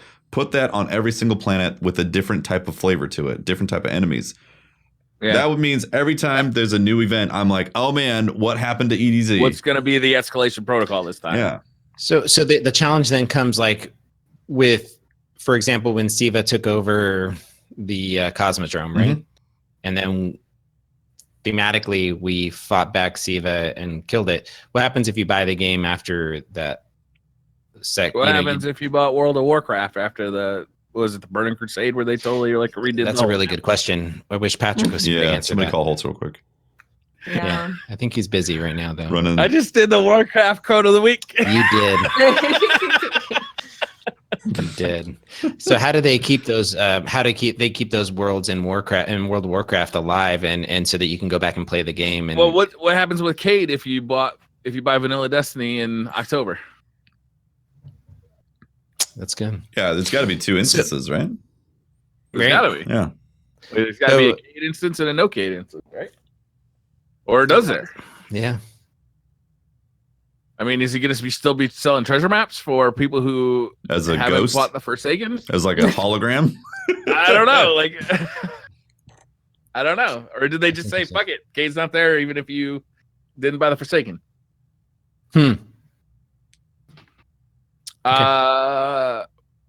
Sour stench flesh. Oof. What kind of sick, twisted individual do you have to be to take straight bites out of string cheese? I don't know, Sour. Like, you got to be really twisted. Really twisted. Sounds like you're a really hungry animal that has to devour the food immediately. Oh yeah, immediately. Yeah. No time to. Briar, I just want you to know that I put this out on Twitter. That's a direct reference to me, and I am a very sick individual. I assume that you're a civilized individual who would do things like pledge to future war cult and peel the string cheese. Yeah. No. As a matter of fact, my wife and I were having this argument, so I put it out on Twitter. 498 people sided with me that you need to bite your cheese. Who's got time for stringing that crap? Who knows if that's your the hands fun of string cheese. Wait. Yeah. What's your hands not clean? Nobody got time for that. You just that's the only reason you get string cheese. Otherwise, you just get normal cheese. Yeah, you just cut a block of cheese. 306 people sided with her. Yeah. That string the cheese. So granted, I did kind of load the deck against her. I made hers the retweets and mine the likes. On Twitter, most people don't like to retweet. But let's just say I won this thing. All right. So this wasn't a vote. This was retweet for one. Yeah, I did a retweet because the ballot. I did a little bit. I did use my knowledge of Twitter to win that argument. It isn't a straight poll. Given that I don't think that I think if you had time to mess with your food, I'm not a child. I don't play with my food. All right. Then why are you buying string cheese? Yeah. Why? That's a good question. Why are you eating string cheese if you don't want to take the time? If you're not eating it in a string, it's cheaper to buy a block of cheese than the string cheese. It is. I've got kids. There's string cheese all over the place. So you're literally taking food out of your kid's mouth. They come in like bags of like 2,000. You know, you've got like string cheese everywhere. You're doing real cheese? No, that's true. I can confirm. Yeah. They take up a vegetable drawer, and you're like, you just got to throw your effort. A drum of string cheese. But I actually think the cheese tastes better if you peel it. Yeah, I don't know if you're getting more surface area or if like you're unlocking. There's something about secret sauce. You know what I think it is? I think it has to do with the fact that there's more air in between, and there's there's different the flavors get unlocked as you chew it. Because if it's one block, it's like pouring wine into a carafe and letting it sit and air out before you eat it. Yeah, exactly. Yeah, there's something to it because it doesn't taste the same if you bite it. I do agree. I've tried this because I've been like in a hurry, and then I was like, oh, I'm an animal, you know. And then I've been like, oh, I'm a sophisticated individual. I'm going to check this string cheese, and it tastes better. It tastes better. Mm-hmm. It does. You know what? It's psychological. The times that you have to string the cheese are when you're calm and relaxed and you have cheese. Of course, things are going to taste better. The time that maybe Pope, this is a sign that you need to stop and peel the cheese. You need to enjoy the life. Man. Oh, right? no doubt. You need to take a time out to peel the cheese every once in a while. Stop and peel the cheese. Mm-hmm. Hashtag stop and peel the cheese. Peel the cheese. Peel the cheese. All right. Thanks. It's Axe says, when Patrick comes back to the show, would he have to start doing the ad read again, or has he been fired by Breyer? No. Patrick ad reads were highlights. Magical. Mm-hmm. They were the best part of my week. Look, don't ever tell Patrick I said this. Never. Please. But they were amazing. The dead cat ad read was possibly one of the highlights of this show, like of all time. Yep. It was amazing. It's true. Yep. No. Patrick is not fired. He's promoted. Yeah. Ziggy will kick Aldrin's ass asks, what are your daily beard routines? Well, you know what? We kind of went over this before, so I'm going to skip it. Thomas Funk says, we all know where he is right now, but where do you see Captain Patty in 5 years? Interesting. Where is he again this week? I forgot. He's running a Hot Topic shop. Yeah. Oh, that's right. He's a Hot Topic cashier. He's assistant cashier at Hot Topic. Yeah, that's right. Well, I think he might get promoted. I mean, I could see him 5 years. District manager of Hot Topic. Whoa. In the greater Idaho area. No, he's I see floor manager. I see him competing in the slap bag tournament. Oh. Forget being a judge. Wow. Oh, man. Competing. Wow. That's his favorite thing, is getting some coming slap. out of retirement. Yeah. And coming back to competition. You know, and I think that's one of those things that he could be the winner. He could be the dark horse in that fight. Right. Mm-hmm. He's the only competitor who competes solo too. No team. No team. He is the one competitor, slapper. 2 cheeks, one hellacious slapback. And he is now a movie producer of 1 competitor, 2 cheeks. This is going to be epic. Most watched video on YouTube. Reverend Jimmy Love says, do you keep ketchup in the fridge or in the pantry? I usually do fridge because I get the organic one. I don't know if you're supposed to refrigerate or not. I don't know either. Makes it last longer. Does it? Yeah. Yeah, I think so. You don't need to refrigerate it because it's not really made of real things. Oh. Well, mine is. Like, even bacteria doesn't eat ketchup. Bacteria doesn't eat ketchup. Ketchup eats bacteria. Let's just be honest. Isn't there like vinegar and stuff in ketchup? There's stuff in there that will. Right? I'll be honest. I absolutely hate cold ketchup. It drives me insane. I hate it too, Watts. I hate it. Like I hate having hot food and then like freezing cold ketchup ruins my night. Look, I hear Pope. It's probably not good for me, but it's fucking delicious, and I love it. But I hate cold ketchup. So like if I get French fries, and they say, "Do you want ketchup with that?" Even if I'm coming home to eat the French fries, I'm taking that ketchup because it's warm. It's warm ketchup, and it's superior to the ketchup that we, like fucking animals in this house, keep in the fridge. It's apparently supposed to be refrigerated, but I never did. It's really for your best health to keep it refrigerated. I don't like cold ketchup. I understand. I don't like it either. Yeah. I mean, and I like to not have foodborne illness. True. Not You gotten can't have everything you want, Pope. Sorry. I just try to control the things that I can, man. Uh, I don't like fucking getting sick. I don't think that's how I sounded, Briar. But you know what? I when I am sick, I am the biggest baby when I'm sick. Oh, And me too, man. I will stomp around the house. You give me like a mild head cold, and I'm like in bed for 2 days. Bring me, you get the bell. You're like, I need a cracker and some Gatorade. Joe Arnold says, the end of the world has come. Only one of your guardians can defend it from extinction. Whose will it be?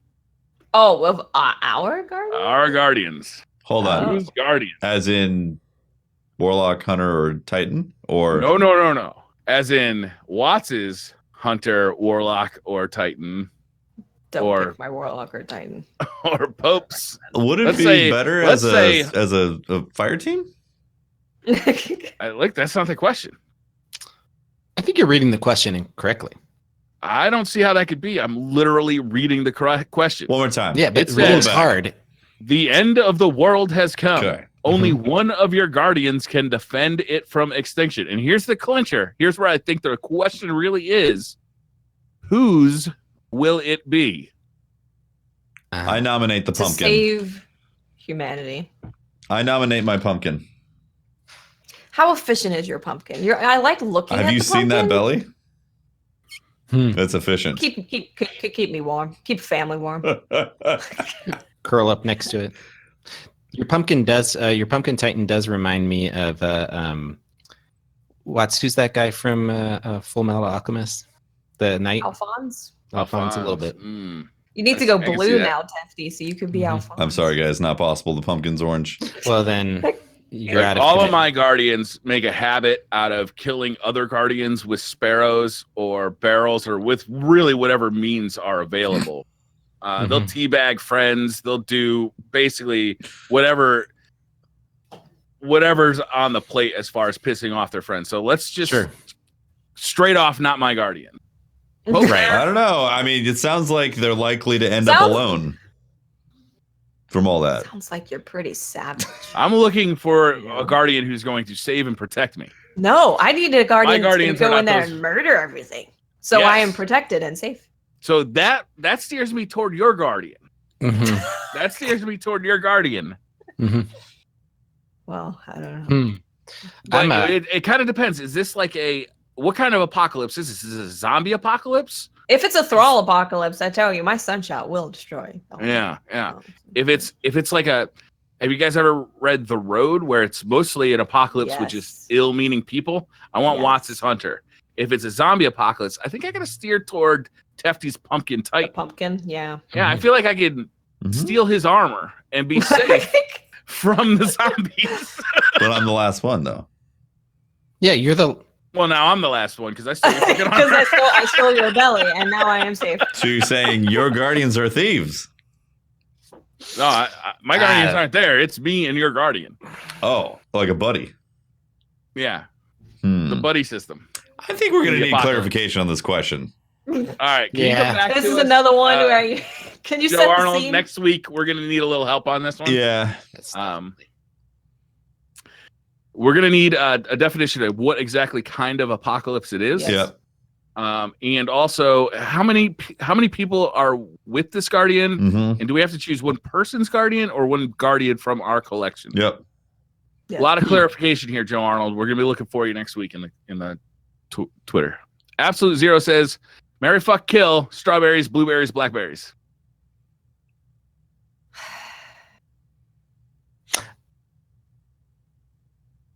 Strawberries, I marry. I love strawberries, and I can eat them all the time. I mean, they're good. They're good in ice cream. They're good on strawberry shortcake. Strawberries are great, like, all the time. Blueberries, I'm gonna fuck because I like blueberries, but I don't like them every day, right? Blackberries, I'll kill them. Fuck them. I don't think I can remove the possibility of a delicious fruit bowl from the equation.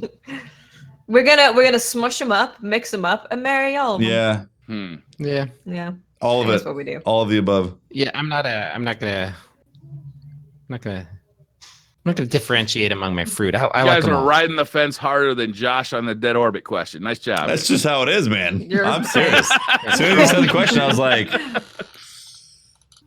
A little balsamic vinegar, a little bit of sugar, throw them together, delicious. Twig 1987 says, "Who are you guys rooting for in the World Cup?" the one that hits the ball goes in the thingy. Yeah. I'm a pretty big fan of pint cups. They're my favorite size cups. Oh, you're right. Steins are also awesome, but expensive. Sure. Steins are cool. Are they classified as Steins are. cups? They're definitely World It's a Cups cup. because they're from Germany. It's definitely sure. a cup. I want the sports ball team that has the best cups. Worldliest of cups. Yes. It's exciting to hear about some of the Cinderella stories so far.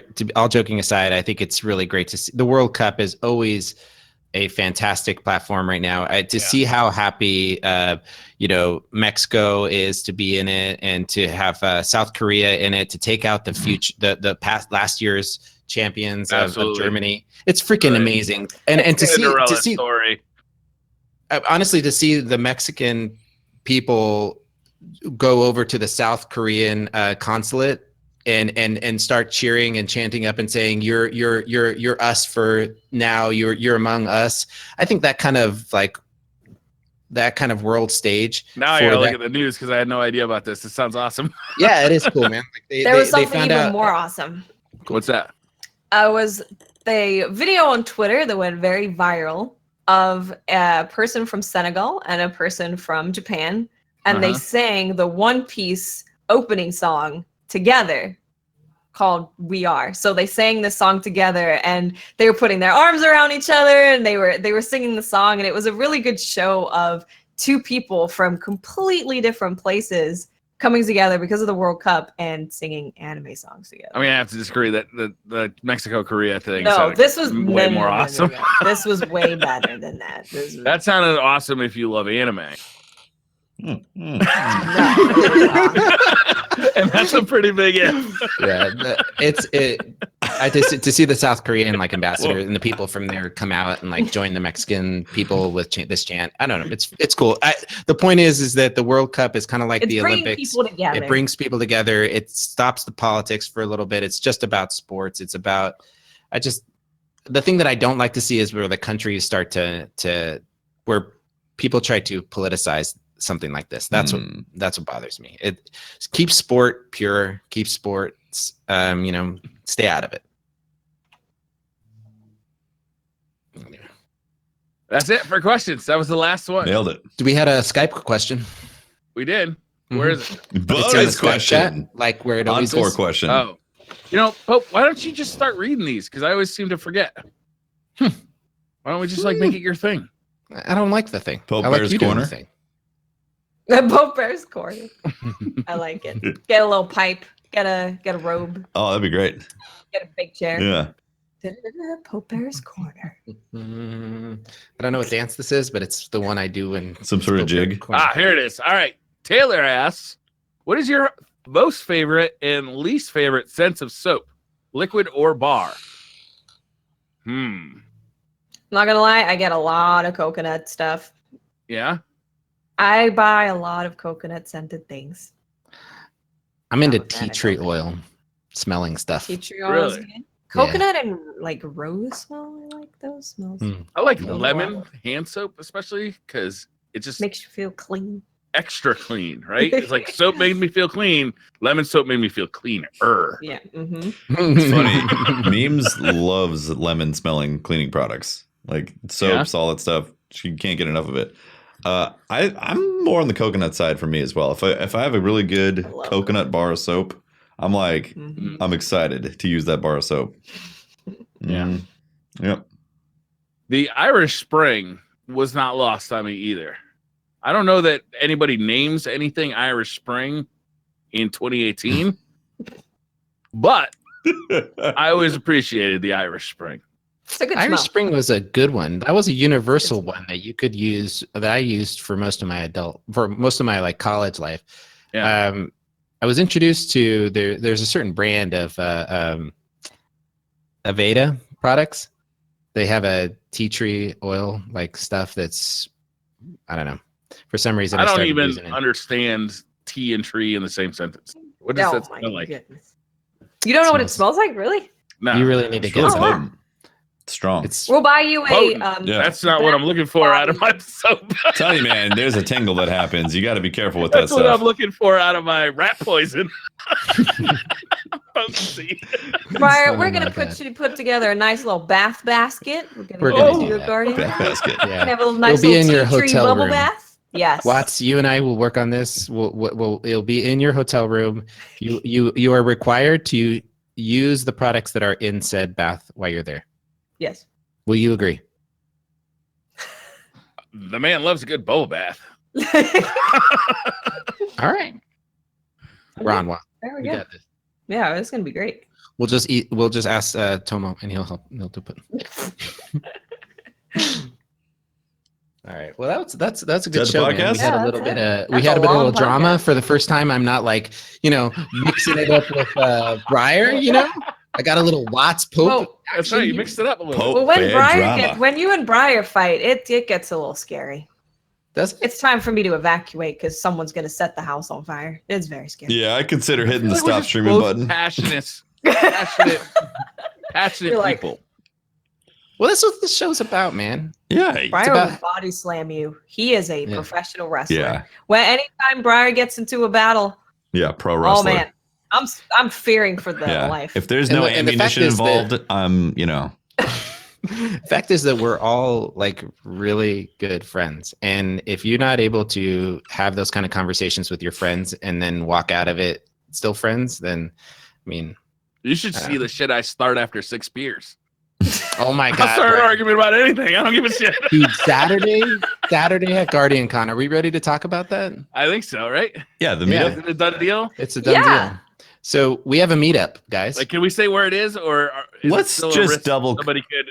Yeah, we need Okay, we need so- to double check on okay. the location, but with this, yeah. All right, so it's gonna be Saturday, but we're not sure. Saturday we know where, evening. but we haven't booked it. We're not sure it's booked Yep. yet, so we gotta wait. We gotta try to carve out some time for us. We're gonna do a meetup at Guardian Con Saturday night. We'd love to see you all there, and make sure you buy Briar a beer. He gets funnier after 6. Mhm. So let's That's right. I get really touchy too. So Watch out. look out for the wandering hands. Wrestling pro. He's a wrestling pro with really strong hands. So and he'll be smelling like tea tree, so it's yes, Ah, we yeah. smell good. better. Delicious, man. We got this. Uh, We're gonna get you some cologne. It's gonna be good. so that's the podcast, right? Yeah. I think Yeah. so. All right. This has been my name is Tefty Teft, and you can talk to me at Teft on Twitter. And catch my streams, twitch.tv/Tefty Teft. I stream Friday through Wednesday, typically. Now I feel like you're just trolling us. Yeah. 6 p.m. Pacific time, give or take a bit. Mm-hmm. Yeah. I'm Always Brian a Riley. good You can time. find me at. Actually, I've been doing weird videos lately. For some reason, I've been like Wrestling videos? transitioning Are you unintentionally. transitioning to red pill videos? What? Red pill? What's Yeah. that? Yeah, let's not talk about it. I'm looking at Brian is the everything new literally right now. Brian is the new up and coming controversial YouTuber. Oh, Yeah. are you doing Yeah. titles and everything? Yeah. I'll leave it there. I don't know what she's talking about, but check out my YouTube channel. I'm going to be checking it For out too. I retro can't wait to video. tell figure out what she's curious. talking about. All right. It's me. Yeah. I am Miss 5000 Watts. You can find me on Twitter, Twitch, and YouTube. Just look for Miss 5000 Watts. And this has been Pope Bear. You can find me on the Twitters at Pope Bear, and make sure to follow the podcast handle at DCP_live on Instagram and Twitter. We're going to be posting some really cool clips of the, just highlights from the podcast up on the new Instagram platform. We've got or is it Snapchat? We got them both. All of them. All of the Everywhere. things. And just to give you a heads up, next week we've got St. Jude's on the podcast. We've got a representative from St. Jude Live that's going to be talking about what's going on the Guardian Con stream and where the benefits of the charity are going, and talk to us a little bit about what they're doing there over at St. Jude's. We're also going to have Alex from Guardian Con. He's the event manager. He's going to be coming and talking about some of the stuff that they've got planned, the floor plans, like what vendors we're going to see, where to go, give you some tips and tricks. Actually, Pope, we had a meeting, and what we're going to do is have them interview us. It's going to be, we're mixing up the format next week. Really Okay. switching it up. Fascinating. Yeah. Okay, great. We had a meeting about that. So it's going to be fun. Just make sure to stop by, and next week it's going to be a great show. The live stream, our charity block live stream, is going to be Sunday, July 8th at 9 a.m. Pacific, and we are going to be streaming for 4 hours. We've got some great prizes that you're going to want to be a part of. We've got some great goals incentives too. Apparently there's some sort of Taco Bell eating contest or something. There is. It's going to be interesting. We've got some fun cosplay ideas for the podcast. We have cosplay. By the way, guys, if you want to see our group as a cosplay, please feel free to tweet any of us or all of us or everything and let us know which kind of cosplay you'd like to see. Because maybe We're looking we'll for like all a be dressed cohesive up. group, right? Yes. Like a Power Rangers group, but Like without the maybe helmets. we'll all yeah. Or it could be a fun mashup if someone has a neat If idea. it's something fun. Yeah. Maybe we can all be like magical or girls. That could be. If you've got an idea for I don't know what that is, but you had me at magical girls. if you got an idea for the different levels, make sure to tweet at us. We're looking for whatever can be fun for us to be a part of, and maximize those people that can donate and raise more money for St. Jude. So and also a reminder that next week so we've got the podcast the following week, the week of Guardian Con. We've got a different schedule. We're not going to be doing the live show on Thursday. We're going to be doing it on Saturday at Guardian Con Live. And so not really sure if we can broadcast that live out yet. We're still waiting for the details. At the very latest, you'll get it up on YouTube on Sunday. So we're not sure if we can broadcast it live to the internets on that day or not, but I'll tell you if we can. Yeah, But we'll figure out a way to at least get it uploaded, right? Right. And then so one of the cool things, is on Wednesday, July 11th, we do another podcast where we talk about all games. It's called the Side Quest Podcast. And we are going to be doing our first live show at 6 p.m. on Wednesday, July 11th. And we're going to be interviewing and hanging out and talking to Jason Schreier from Kotaku. So make sure to join us for all that stuff. We got a lot of things going on. That's going to be real interesting. That's the guy who wrote Blood, Sweat, and Pixels. He's the guy who figured out that Destiny 2 had been delayed. He's broken a lot of big stories about Destiny and many other games. It's going to be a real interesting conversation with him. We're also a little bit of kind of business. We're also going to start breaking out the off-topic podcast into its own podcast feed. So if you're just into Destiny and not into the off-topic podcast, or you're just into the off-topic podcast and not into Destiny, then they'll be in two separate feeds. But I think we're going to keep them combined and have a separate off-topic feed for a while. That's right. And then eventually the off-topic feed will just kind of leave the DCP feed. Yep. So yeah, it's going to be cool. You're going to get an opportunity to jump into another avenue of so you can decide to which channel to listen to. It's going to have its own RSS feed, so it'll be fun. Yeah, it'll All right, always be on the same YouTube channel though. So. Any other like news things we want to talk about? When are you guys getting into Guardian Con? Are you guys flying in on Thursday night? Yeah. yes. Yeah. Yep. That I'm evening. flying in on Wednesday. That's big news. I haven't booked my hotel yet. That's big news. I think I should probably do that like right away. Yeah, I want to get that taken care of.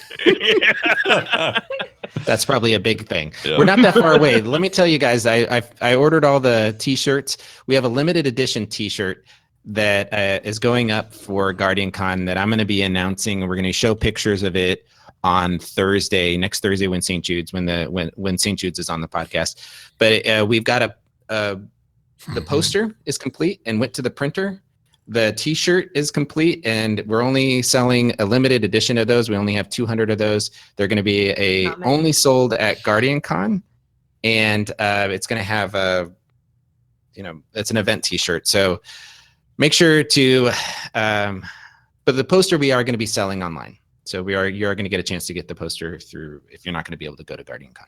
But yeah, you can still lots get the of stuff to poster. talk The about. poster is beautiful. So yeah, the if you poster can't is go dope. to Guardian Con and you can't get that shirt, you can still get that amazing poster by Ash. I still have the poster from last year. I love the poster from last year. I It's can't so wait to good. have like 2 of them now. It's Like, beautiful. Yep. I have 50 that I will be bringing to Guardian Con from last year? From last From year. last Some year. OG posters. some OG Oh. posters. So some lucky people are going to get an opportunity to buy them both. Maybe we should bring them to the live podcast. Ooh, great idea. So That's if a good you idea. want to come see us live, you may just get your hands on one of the OG posters from last year. Yeah. Maybe. It's gonna be- maybe. Maybe. If I don't get my hands on them first and sell them on the black market. All right, guys, this has been a blast, man. Yep. I really appreciate That's the This podcast. was a good show. Thank you very much for watching, guys. Really appreciate it. We are going to roll some credits and then be back with some sub readouts. So thanks for watching. Bye. Bye.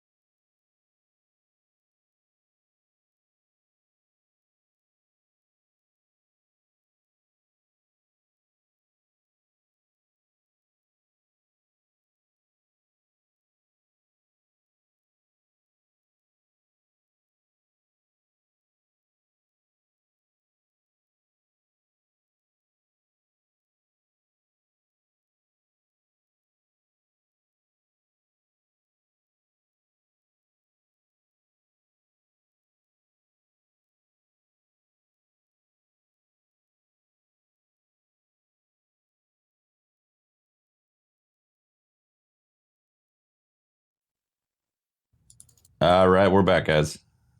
We're back. We're back. We're back. Another podcast.